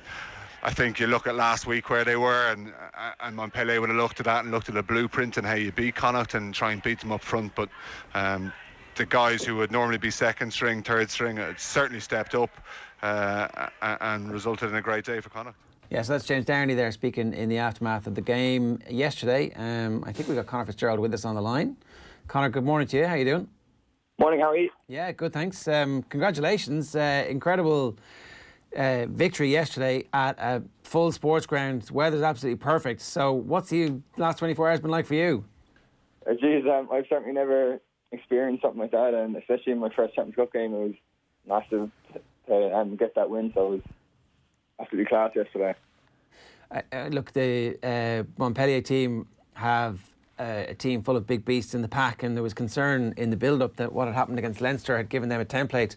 All week Andy Friend had been talking about making sure that the team didn't allow what happened last week against Leinster to happen again this week. So how do you turn around from the disappointment of the game last week at the sports ground to this week? What was that atmosphere like all week in training, and how did you stop that? Yeah, so we kind of reviewed that Leinster game on Monday, and we put it behind us because we knew this was absolutely massive game for us. It was the first time being in Champions Cup in a couple of years, so we got that out of the way early in the week, and then we started reviewing Montpellier, and we had our eyes set on that. So it was kind of just moving forward from that Leinster game and showing the character in the squad that we actually have. And obviously there were bigger challenges throughout the week in the build-up to the game. Players dropping like flies, it almost seemed, from the outside. How were you feeling when that was all happening in the build-up to the game, when you were perhaps a few bodies shorter than you would have liked to be? Yeah, so even myself, I wasn't meant to be involved, and then we had two wingers drop. So I ended up being on the bench, but Friendly's always telling us how he backs our squad, which he really does. So we were all actually going in with massive confidence in that game, so it didn't really affect us, but it looked on from the outside that it did, but it didn't really for us on the inside. How late in the day yesterday did you find out that you were going to be involved? I actually found out after the captain's run, so I had a bit of time to prep at least. Yeah, it's incredible. It's a situation then obviously that you wouldn't have been too alien to, I guess, as a young player coming into any squad. A great time to do it is during a World Cup year when some frontliners are away. How easy did that make it for you, the fact that Jack was obviously away in Japan for the few weeks and allowed you to be kind of thrown straight into the flames in pre-season and the start of the Pro 14 season? Yeah, I think for me it was just massive to get a full pre-season under my belt with the senior squad, and it was kind of getting reps I've never gotten before, especially last year. I was kind of always just getting reps here and there, but whereas I was kind of in at number one for the whole pre-season, and then leading up to the first 5 or 6 rounds of the Pro 14. So I sort of never got that exposure. So with Jack being away, it was definitely a massive help in terms of growing as a young 10, I suppose. How encouraging is Andy Friend to an out-half or to any back really when it comes to, say, trying stuff on the pitch, to allowing rugby to develop off the cuff? I think for one of those big passes you gave out wide on the left in the game yesterday, in the commentary they were like, it's great when it comes off, almost suggesting that there's great moments to kind of try it and great moments to kind of rein it in. But it sounds like Andy Friend is always trying to encourage you to try that when it's on.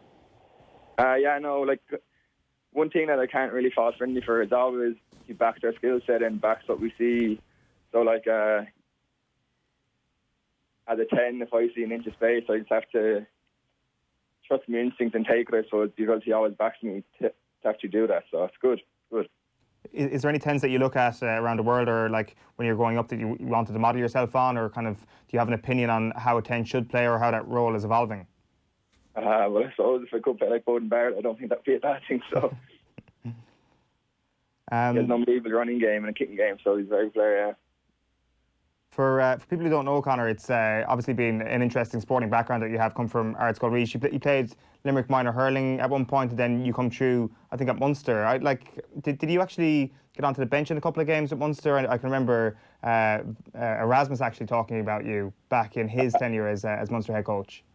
So I did a year in the sub-academy and a year in the academy in Munster, and I think it was actually my year in the sub-academy. I was on the bench for pre-season friendly, and I think for those 2 years I did a lot of training with the seniors, but there was 4 or 5 senior 10s ahead of me, so I never really got a look in there. So it was kind of tough 2 years for me down there. And so how do you get out of there? What's that process? How do you end up where you are today? What happened? It actually happened after my first year academy. I actually got let go, and then it was only the link I had with Matthew Lawler. So I had Massey back in Arts Galreach, and he's our academy skills coach up in Connacht. So only kind of the link there that he said there might be an opportunity for me up here, and obviously I jumped at that straight away, and so I did a year in the academy last year, which was a really good year for me. And then got a contract over the course of the summer, and now are kicking the winning score in a Champions Cup game. It's an incredible story of resilience, because a lot of people, I think, might have gone, okay, grand, I tried that, I gave it my best shot, and I didn't make it. I suppose, I think everyone sort of thought after being let go from Munster that was it for me. But in my head, I always wanted a second chance to go somewhere, and it was only Matthew Lawler and Eric Elwood picked me up, and it's been a great year since then, and I'm really looking forward now for the rest of the year this year. Yeah, I mean, look, if you look at the careers of many out-halves, a lot of them were let go or had setbacks very early on, because really your skill set as an out-half continues to develop and evolve all the way up to your early 30s, essentially. So, it's only the very physically gifted out-halves who make it at 20, 21, 22. So you must be unbelievably proud of the fact that you've made it back to this point. I think it's always very hard as a 10 to actually break in to a squad as a young player, because normally there's 3 or 4 senior 10s that's already in the squad. But I think I got lucky last year, unfortunately, for Craig Rasmussen. He did his ACL, and then they got my opportunity, and ever since then I haven't really looked back. So it's been kind of fortunate as well, but also down a lot of hard work also. Just one last one for me. Who was on that Limerick minor hurling team with you? If my maths are correct, I would say that's 2015's minor season you were involved with. So there was the likes of Keane Lynch, Peter Casey, Tom Morrissey, and that was all those players that won an All-Ireland only 2 years ago. So I might have had an All-Ireland if I stuck with Ireland. You were a corner forward, I think. I was, corner forward. And if you're a corner forward. Well, listen, congratulations. Great win yesterday. Cheers. Keep up the good work. Cheers, thank you very much. It's Conor Fitzgerald there, fresh from kicking the winning score against Montpellier yesterday. Some story. Yeah, it's a great story, given he was only called in, it was relatively late, captain's run on Friday, and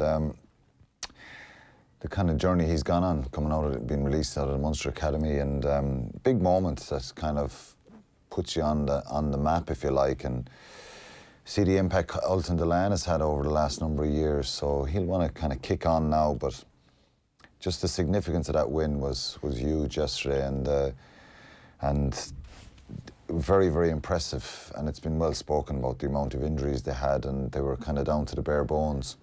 It's easy enough to let that seep into all the talk about the injuries, to seep into the players and to seep into the management group, and to just kind of have a little bit of an excuse built in, but they didn't. They dug in, they kept digging. Yeah, and they actually played very well after conceding that early score, which is a bit of a hammer blow, and you always ask about whether the French will settle and what kind of mentality they have. So they get an early try and you think, whoa, this is dangerous now. Connacht, where they were the week before, getting walloped by Leinster, and will they fold? And they didn't, to be fair. And sometimes out of desperation, obviously, you're going to react, and that reaction... But that's down to good man management from Andy Friend as well, trying to instill a bit of belief in the players, and particularly in the bad weeks. Sometimes it's easy coach on the good weeks because things run smoothly, and it's the bad weeks where your head coach needs to get inside the players' heads really, and the group, and make them believe again, because no matter what you've done or achieved in the past at any level, if you get a big beating like that, you've got to find a way to come out of it, and that's what's so impressive. And given they had more injuries, Jared Butler, Adi Olokan, Matt Healy pulling out before, so it was a tough psychological week for him, you know, and then to have a team so strong with so many stars as Montpellier. So it was very, very impressive. I thought Robin Copeland was brilliant, Caelan Blade, Dennis Buckley playing the 80 minutes. You know, when you think of the size of the props he's up against, to go through that, and we don't see that with props as much anymore. Ever really? No, Bundyaki was brilliant. He played really, really well, tackles, carries. So it was brilliant to see, and they could have scored more tries.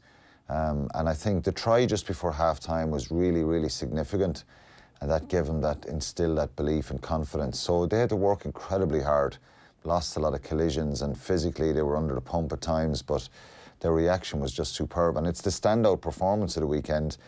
I did the Bath Ulster game on Saturday, and I thought Bath would probably be just a little bit too strong, and it's a tough place to go, the recreation ground in Bath, and I thought Ulster just really showed grit and determination and quality as well to kind of control that and get that performance. But Connacht's game is the standout performance. We should talk about Jacob Stockdale though, and his last gasp defensive save against Bath to win the game. It's pretty sensational. It was, for anyone who's not seen it. Zach Mercer's clean through, 2-on-1 with Will Addison, and he just hesitates a little bit. Rocco the Goonie is on his outside, and Stockdale just tracks back after going ahead of the pass initially. Rocco the Goonie gets in behind him and Mercer, and he just gets back and intercepts it on the way back, and saved the day. Yeah, saved the day, and it was a huge moment for them, obviously, because that was the match. I think Zach Mercer just hesitated a little bit, but I thought Ulster deserved the win because physically they really fronted up. They lost Jack McGrath early in the game, then Sam Carter went off as well with a shoulder problem. So you take two of your forwards out like that early on, away from home. Alan O'Connor did a great job when he came on, and Eric O'Sullivan. So it was a very, very impressive win. Jack Carty was superb throughout the whole game. Or John Cooney, apologies. John Cooney. Apart from shanking the right in front of the goals penalty. Well, that was look, that aside, that could happen any kicker. But he just does so much with his tactical kicking, his box kicking, he's kicking out of hand. He was just really, really brilliant. Got a great try as well. So it's a big result for them because, for me, having been in Europe and been successful with Munster and kind of been in semi-finals and finals and eventually winning it, you've got to be winning these away games to measure your progress. And, given what Ulster did last year and should have probably won that quarter-final against Leinster in Dublin, they've now started their campaign really brightly.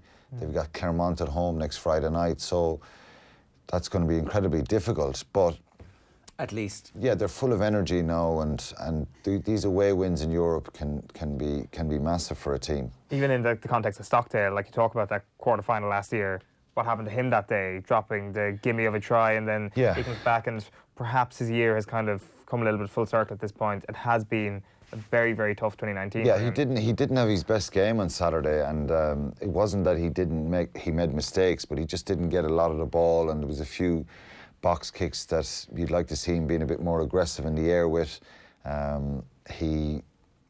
Rocca the Gooney's a really, really tricky player to play against, and he stepped Jacob Stockdale once or twice and sat him on his backside another time where he ran straight back. But a moment like that can kind of change the mindset a little bit, and you know, when players are running over, patting you on the back, and you can walk off the field. So it is a big contrast from. We know his attacking ability is outstanding, but I think the things he needs to work on and develop now are his aggression in the air, his physicality when he doesn't have the ball and stuff like that. But that was a big moment for him. We'll also be concerned with their defence. There was a couple of times and it was like one-on-one tackles were just not there. Well, I think the big one was the Will Addison missed tackle. That was, he just got sat down a little bit, and it allowed Bath back into the game just straight away, after they just scored a try. Yeah, they just scored. So overall, I just thought their energy and aggression was very, very good. Okay, so occasionally that happens. Yeah, and you get away with a little bit, you know, I think. But I thought it was a really, really good defensive effort, Ger, from them. They were very, very physical. Bath like to play from deep, and I think sometimes the Gallagher Premiership can put them in a false sense of security because they had a great win the week before. They have a lot of attacking players, and Rocca de Gooney, Jamie Joseph, McConaughey, you know, they're very, very dangerous players, and you want to try and get the ball to them. So they try to move it a lot, and I just think they got caught being a bit lateral, and Ulster's aggression and their physicality was really, really impressive. And they fronted up, you know, you've got to front up. This is like cup rugby, you know, yeah. And they did that extremely well. I was interested in how Sam Underhill played. What did you think? Didn't feature at all. Just looked like somebody. It's amazing, yeah, it's amazing. And it's very, very difficult, you know, for him to come back from the World Cup. I thought Ulster just nullified him at the breakdown. And when you think like a Bath team that are full strength would have probably a back row of Francois Lowe and Underhill and Folau. That's it. It's not a bad back row. But Underhill came back and they started him, and it's not that he had a bad game, but we didn't see a lot of him. He looked tired, he looked fatigued. At one stage when Will Addison kicks the ball through for Rob Little's try, he just looks like he looked tired running back there, you know, and it can happen, the highs of the World Cup, but as I said, it was a fantastic start for Ulster. He was in with the shout of player of the tournament if they'd backed up the semi-final performance to the final performance. Certainly he would have been in that shortlist for World Player of the Year and all that kind of stuff that comes with having an amazing World Cup. So I've no doubt that it's going to be hard for some of them to recover. In terms of Munster's performance of the weekend, we talked about how difficult it's going to be to learn that much from games against the Ospreys, but at the same time you've got to go and do your business. How did the team perform and who did their business? Well, the end result was the bonus point, and that was I think that was a minimum requirement given the team that the Ospreys selected and had. They're missing their internationals, and Alan Wynne-Jones, Tipuric, Watkin, George North, all these guys, top-class players who would obviously make the Ospreys way stronger. They've been on a terrible run, so you think, right, Munster have all their internationals back. I know Joey Carberry isn't there, but they look strong. It's a strong team on paper, and you think, without being disrespectful, that they've got to go for the bonus point win here, not just the win. And they struggled at times. I think their forwards played well. They had a lot of possession, a lot of carries. But it is difficult, and the mitigating factor here is you're playing against a team who are being lambasted at the moment. Alan Clark said it last week, they're bottom of the pit. A lot of players playing for the futures. Will they get another contract? Will they be released? Where are they going? So they can make it difficult for you. And that's what they did. They made it incredibly difficult. But I think if Munster look back and analyse it honestly themselves, they were sloppy at times. They probably kicked the ball away on occasions when they should have held on to the ball. They were a little bit static in some of their carries. But then there was moments of sheer dominance and energy and aggression and forward momentum at times. But I just think that, you know,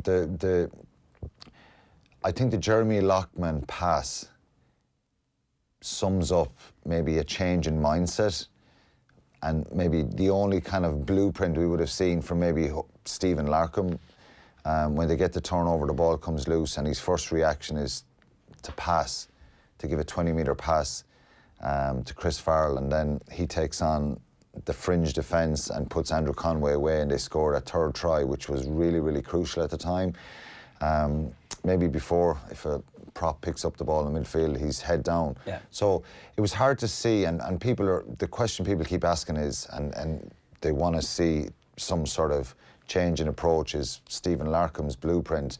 And it was difficult on Saturday, and I know they will look back and say, I think the Ospreys were very conscious of putting a lot of bodies across the field. They didn't get sucked in too much, but, you know, Munster's forward dominance, I thought they should have been a little bit more comfortable than relying on an 84th minute try to give him that kind of optimum result of the bonus point win. Loughman ended up making a lot of carries though at the same time. He was very good, Jim. He was very good.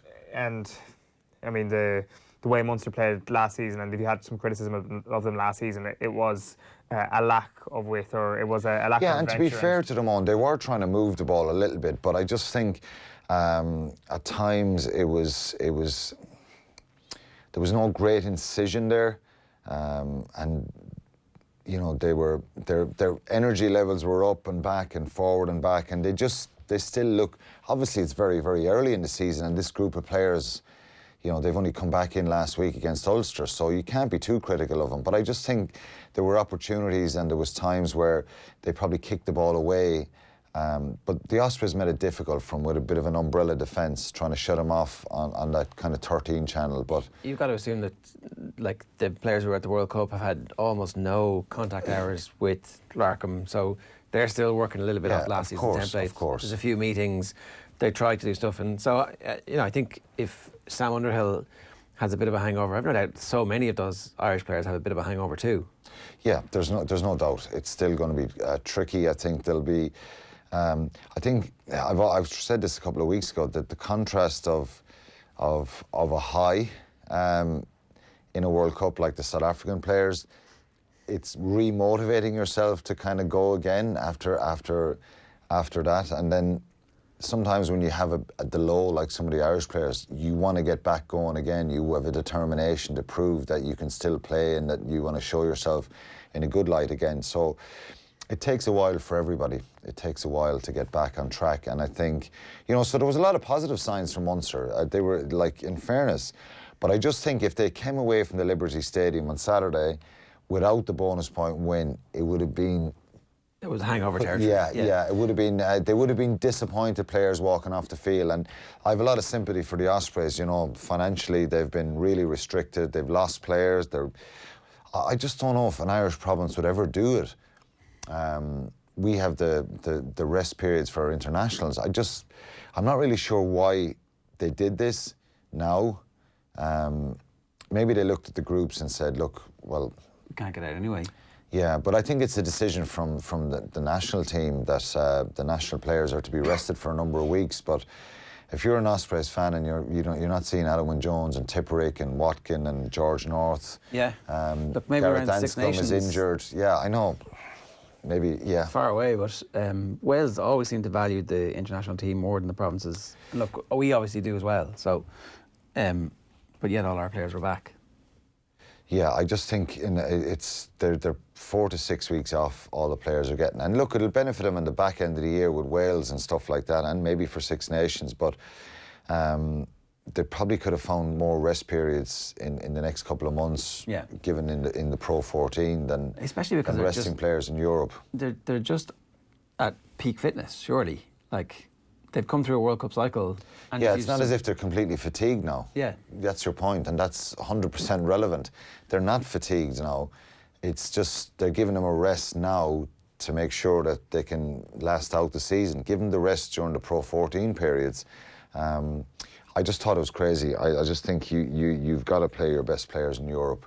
Whether you're in a tough group and you may not come out of the group or not, I just think it was it was a shame that happened on Saturday. It was good from a Munster point of view because they didn't probably have to overextend themselves or be incredibly accurate or.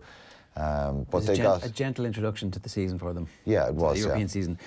From Leinster's perspective, it was fairly bloodless. The main thing was that Caelan Doris went off very early, so we didn't actually get to see exactly what he's going to be like. Started the game at number 8. Yeah, and it was an interesting selection, wasn't it, ahead of Max Deegan? I'm sure he's not too pleased that he wasn't starting, but he's a very good player, Caelan Doris. And I think Leinster overall, again, it's when you come up against a team that you're probably expected to get the bonus point win, sometimes it can happen. We haven't seen it that often with Leinster because they've probably shown a ruthless edge and a bit more clinical than most teams and their consistency in the last couple of years. But Benetton made it very, very difficult for them and frustrated them a lot. And Leinster had to defend for periods in the game, which is significant as well, and you can take a lot out of that. But Gary Ringrose sort of, not out of huge individual creativity, but just really good footwork and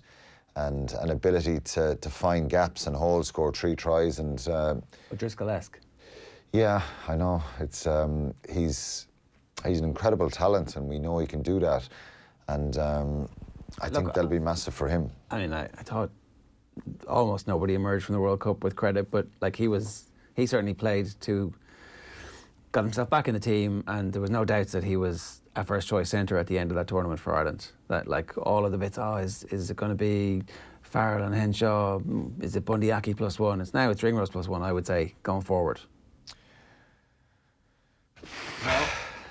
I still think Chris Farrell has a say in I just think he offers a huge amount. I'm a massive fan of Gary Ringrose, and I think he probably.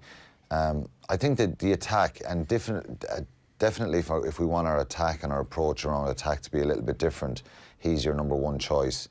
And then you're thinking of Aki, Henshaw and Farrell maybe, who plays 12.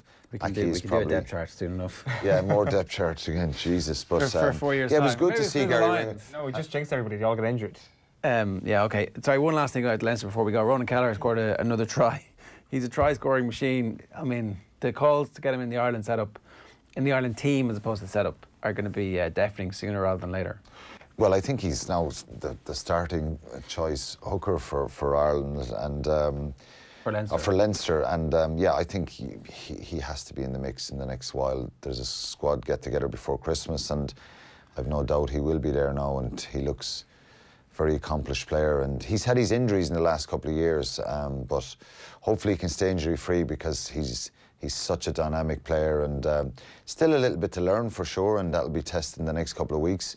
They're away in Lyon next week, so that'll be a different proposition for any of those young players.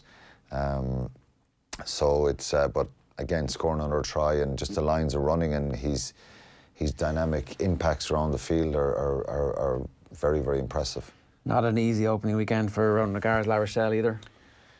Yeah, and I spoke to him the other day after he was on here in the morning, and I just thought it's probably when we speak about World Cups and players coming back and getting a little bit of continuity and momentum going here in the Irish provinces, it's even more trickier in France when guys are coming back from the World Cup, because getting them up to speed and getting back in the system seems to be a little bit more difficult, and I suppose the inconsistent performances of any of the teams in the top 14 while the World Cup was on. It's hard to judge the teams, and your worst possible opponent coming to your place is one of them is Exeter, because they're so well drilled under Rob Baxter, they're so organised, they're intense, their work rate is through the roof, and if there's any chinks in your armour, they'll expose them with that intensity and that work rate and stuff. And they did that, and it was a really disappointing game. When you're losing home games in Europe, it's not good. I saw the pre-match build-up and the bit before, so everybody in the crowd was waving their flags, and it looked like it was all set for a big atmosphere. Yeah, and the atmosphere there, and to be fair to La Rochelle, in the last couple of years, they've had big wins in Europe, but that's I know Ron, I wasn't speaking to him since, but I'm sure he'd be very, very disappointed with that result. 31-12 was the final score there, and they La Rochelle 12 came with the last minute try as well, which they converted. So a bit of a paddling. And Exeter probably are one of those teams who are going to feel like they have a sense of mission. And can they go a step further, because they've probably underachieved in Europe in the last number of years, Exeter. Are they a team that can push on and get to a semi-final or a final? Potentially. They're good enough on paper anyway. One last thing that we should talk about this morning is Israel Folau, who is back in the news this morning. So I woke up this morning and was like, politicians condemn Israel Folau over bushfire comments. Like, I wonder what he could possibly have said. So I don't know if you know, but Australia, very serious fires, bushfires raging. And apparently it's God's judgment for the legalisation of same-sex marriage and abortion. So God is punishing Australia with these fires for the things that they've done. And so, funnily enough, everybody has said, shouldn't have said that, Israel, because, there's a fine line here from him, from the media publishing this stuff, because the reality is he's standing up in his church and probably speaking in front of 30, 40 people, saying this stuff, and it's been put up on Facebook, and then it's been picked up by the media, and then there's articles being written about it, and it's on mainstream news. So it's out there. And some people say, well, don't give it airtime, but it's out there now again. And I just think it's becoming sad at this stage, Ger, because this guy is obviously completely deluded. It's shocking bullshit that he's continuously preaching to people. Some will argue again that it's him just preaching in his church, but they know it's going to get out. He knows it's going to get out. And I would say now, aside from believing any of this stuff, he's damaging his case against Rugby Australia now, even more so. And I don't think he'll ever win that case anyway about the unfair dismissal. And people talk about free speech. Well, if this is free speech, it's crazy stuff. It's crazy speech. It's not free speech. And it was the same as his comments about homosexuality and people going to hell and all that stuff. I never agreed with any of that. I think he's saying it's out of love. It's not. It's out of hate. It's not. You know, there's people who have died here. There's people who have perished here. There's people who have lost their homes here in Australia. And he's saying it's God's way of punishing people for Australia legalising same-sex marriage. Jesus, did you ever hear such crap in all your life? It's absolute rubbish. And I think there's no way back for this guy now. Hopefully. There is, yeah, hopefully. And you know what? We don't want to kind of get involved in the hate kind of scenario or hate campaign, but I just think, like, it's such a sad story. This guy is one of the greatest rugby players Australia have ever produced. Such an incredible talent. Because he is told on one stage, stop posting stuff, homophobic tweets. He does it again. He agrees not to do it, does it again. Then he gets his contract terminated. And now he's missed out on the World Cup. He's missed out on continuing his sporting career. And I've said this from the start, I don't mind if you believe stuff, you know, it's just, and you're a role model and you're a sports person and use a social media platform to say these things, well, you're risking the wrath of people you offend. There's no problem believing stuff and keeping it to yourself or keeping it quiet. And there is an argument to say that, look, this stuff is going on in the church, but they know it's getting out. They're pushing it out onto Facebook, his speeches. It was published on Facebook. The sermon was published on Facebook. You know, so it's not as if it's a private ceremony. He's trying to amplify that message because he's trying to rally people behind that message. Absolutely. And because there are people out there who believe that. I just think the people who stood up for him now, the politicians and the high-profile other sports people in Australia, there's a minority of them that's backed him and stood up for him and said it was free speech. Hopefully they're abandoning should it now. See now that this is crazy speech. It's not free speech, and it's offensive to anyone now who's lost loved ones in the bushfires in Australia. It's just absolute rubbish and crap, and it's mind-boggling, to be honest. All right, we'll leave it there. 20 minutes past 9 this morning. Up next, we're going to talk through the highlights and lowlights of the sporting weekend, the pits and peaks. After this quick break, though, we're going to hear from Gary Ringrose speaking to Neil Tracy after his man of the match performance. OTB AM. This is OTB Sports Radio. OTB Gold. The very best of Off the Ball. Are you crazy? This is OTB Sports Radio. This week on OTB Gold. The troubles in the north had begun to take root. They sent a team to Munich to ride along with the race and publicise their cause. I never looked at it as a crime town. I was never scared to go any place. Mike Tyson was a champion at the time, and he listed Johnny Kilbane in his top 10 of all-time fighters, and I thought that's the guy my dad was talking about. But I never even wanted to see those people. You know, I went into isolation for many years. Jack McCaffrey, you're very welcome. You just warned me no boring questions. Yeah, it's been a long day. OTB Gold. The very best of Off the Ball. Weekdays from 1 p.m. and 6 p.m. This is OTB Sports Radio. OTB AM. Man of the match, Gary Ringrose, after, I imagine, probably a difficult few weeks sitting and waiting to get back out there. It was like you were never away. It must be a very good feeling, a hat-trick.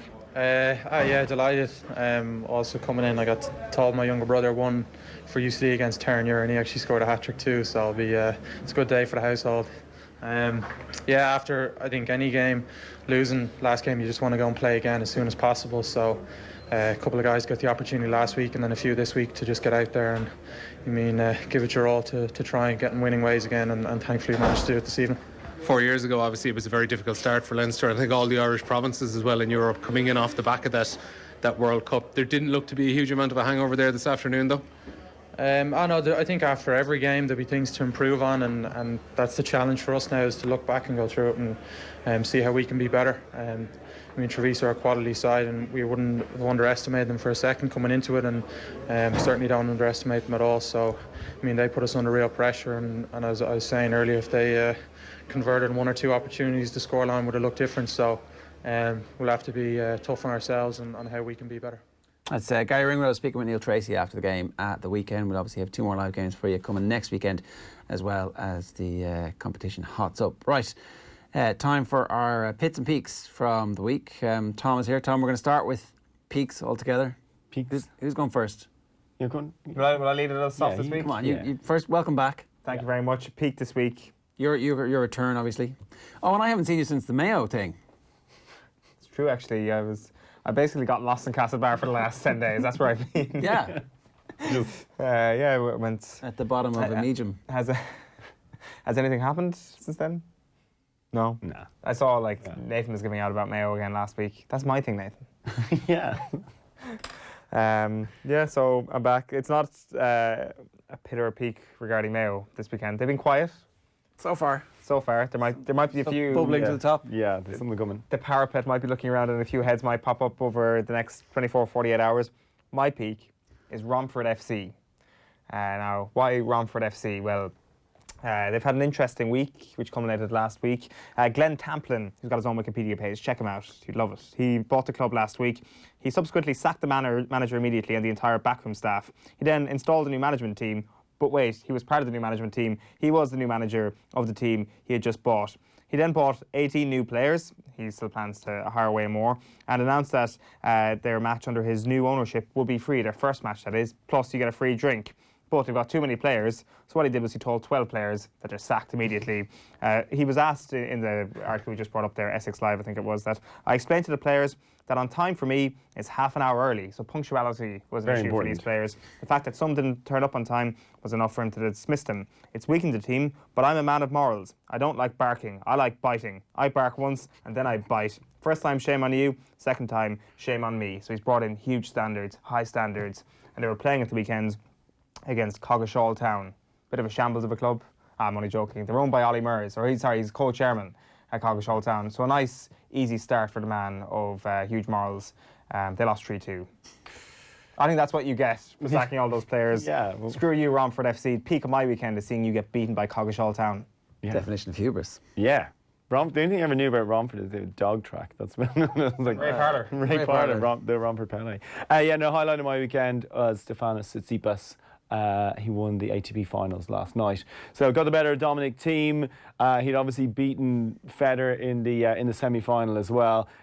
First of all, tennis needs someone new. Men's tennis in particular. How much longer can we keep knocking out the 3 lads? Andy Murray's gone as well, so good to have a new guy coming on. But aside from that, he's and I hate to say this, but he's not like your average like media managed sports star. Go on. He's kind of like. He's really kind of bohemian, and he's got like a travel blog, and his Instagram's kind of interesting. He doesn't seem to like be friends with the rest of the locker room. Okay. So so this is interesting. This Greek guy. It's only his first time in the ATB finals last year. He won it as an underage. Like, his trajectory's been absolutely phenomenal. Obviously, he had some really big performances at majors this year as well. So Stefanos Tsitsipas. So we can get behind him. Yeah, absolutely. I think crucially the fact that he's like a travel vlogger and stuff like that as well just makes him a little bit more interesting. Yeah. He's not just I don't really care about the future of tennis. Right. What have you got for us on? Have you got no peak? Look, multiple peaks, but they were too difficult to source. Are we bypassing the peak bus for Ger this week? My pit this week, and I think everybody can get behind me in this, is just Denmark in general. The idea that and it's not only tonight. Tonight's going to be tonight's great, and I'm really excited for the game. But the whole pit was the weekend, just thinking about Denmark again. When I was the Denmark fans, for example, we had them here. This is the last time. This is us outside the ground. Last time, this is Joe filming this footage. But they're not great fans. They were kind of patronising. They were chanting to the Irish fans outside Slattery's there. There you can hear it. Stand up for the boys in green, coming from the Danish fans after they smashed you 5-1. Screw you, Denmark. Everything about Denmark is terrible.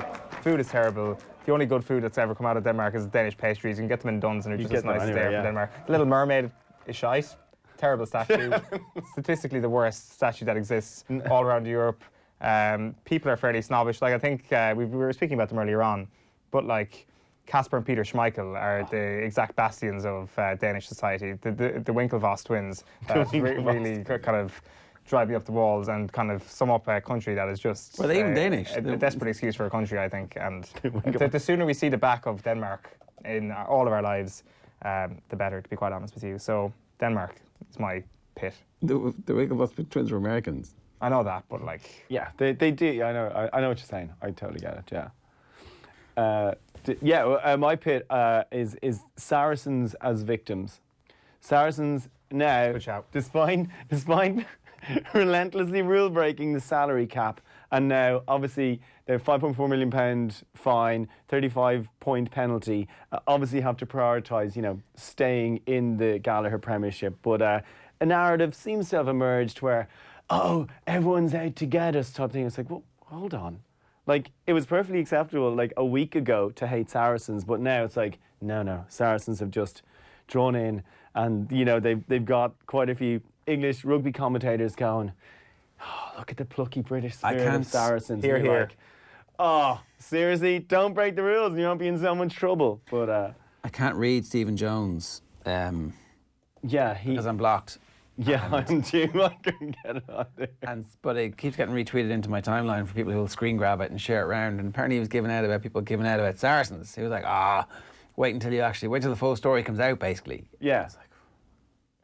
Yeah, there's a little bit of there's not a little appealing now. Yeah, there was a little bit of that from Mark McCall's very tight interview he gave to BT Sport, where he didn't say massive amount in 22 and a half minutes. Could you tell I listened to every word of it? But yeah, he was saying, there's more to it than it seems. It's like, well, there's been a full investigation. There's been penalties, and you're not going to appeal it. Tell everybody what more there is to come. Yeah, because if the allegation is that everybody else is doing it, we're the only ones who were stupid enough to get caught. Well, then say that.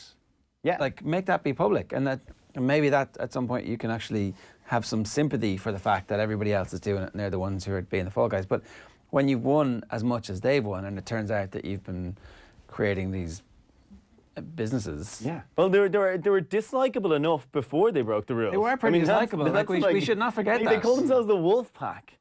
That's and all the high fives after making tackles and stuff like that. Yeah, I think we should just relish the Saracens downturn for a little while, because it's probably not going to last that long. They're basically the South Africa of England, essentially, in terms of likability. Exactly. Just without the World Cup winners' medals, am I right? So give me predictions for tonight. 1-1. It's always 1-1, isn't it? It is always 1-1, but surely we're not going to be... Do you want a correct prediction, or 1-1 is the correct prediction? Okay, well, you were both talking yourselves into how we're going to win this game. I know, by kick-off, we're going to win 2-1. I'm Irish. I'm an Irish supporter. Right. That is our lot. We're live from the Aviva tonight with full commentary of Ireland's almost make-or-break tie against the Danes. Back at 7:30 tomorrow with the fallout from the match. The company of Kenny Cunningham set to make his hotly anticipated return to breakfast broadcasting. You can podcast this show, fully timestamped, so you can flick through it if you want to go a la carte. We're on Spotify, we're on wherever it is that you get your podcast. The best place to get your podcast these days is the Go Loud app or on offtheball.com/podcast. We're also on YouTube. You can subscribe when you're there and you can Chromecast that, or you can get OTB on your smart TV or on Apple TV. And OTB Sports Radio is live all day, every day via the Go Loud app. We'll see you tomorrow. OTB AM. This is OTB Sports.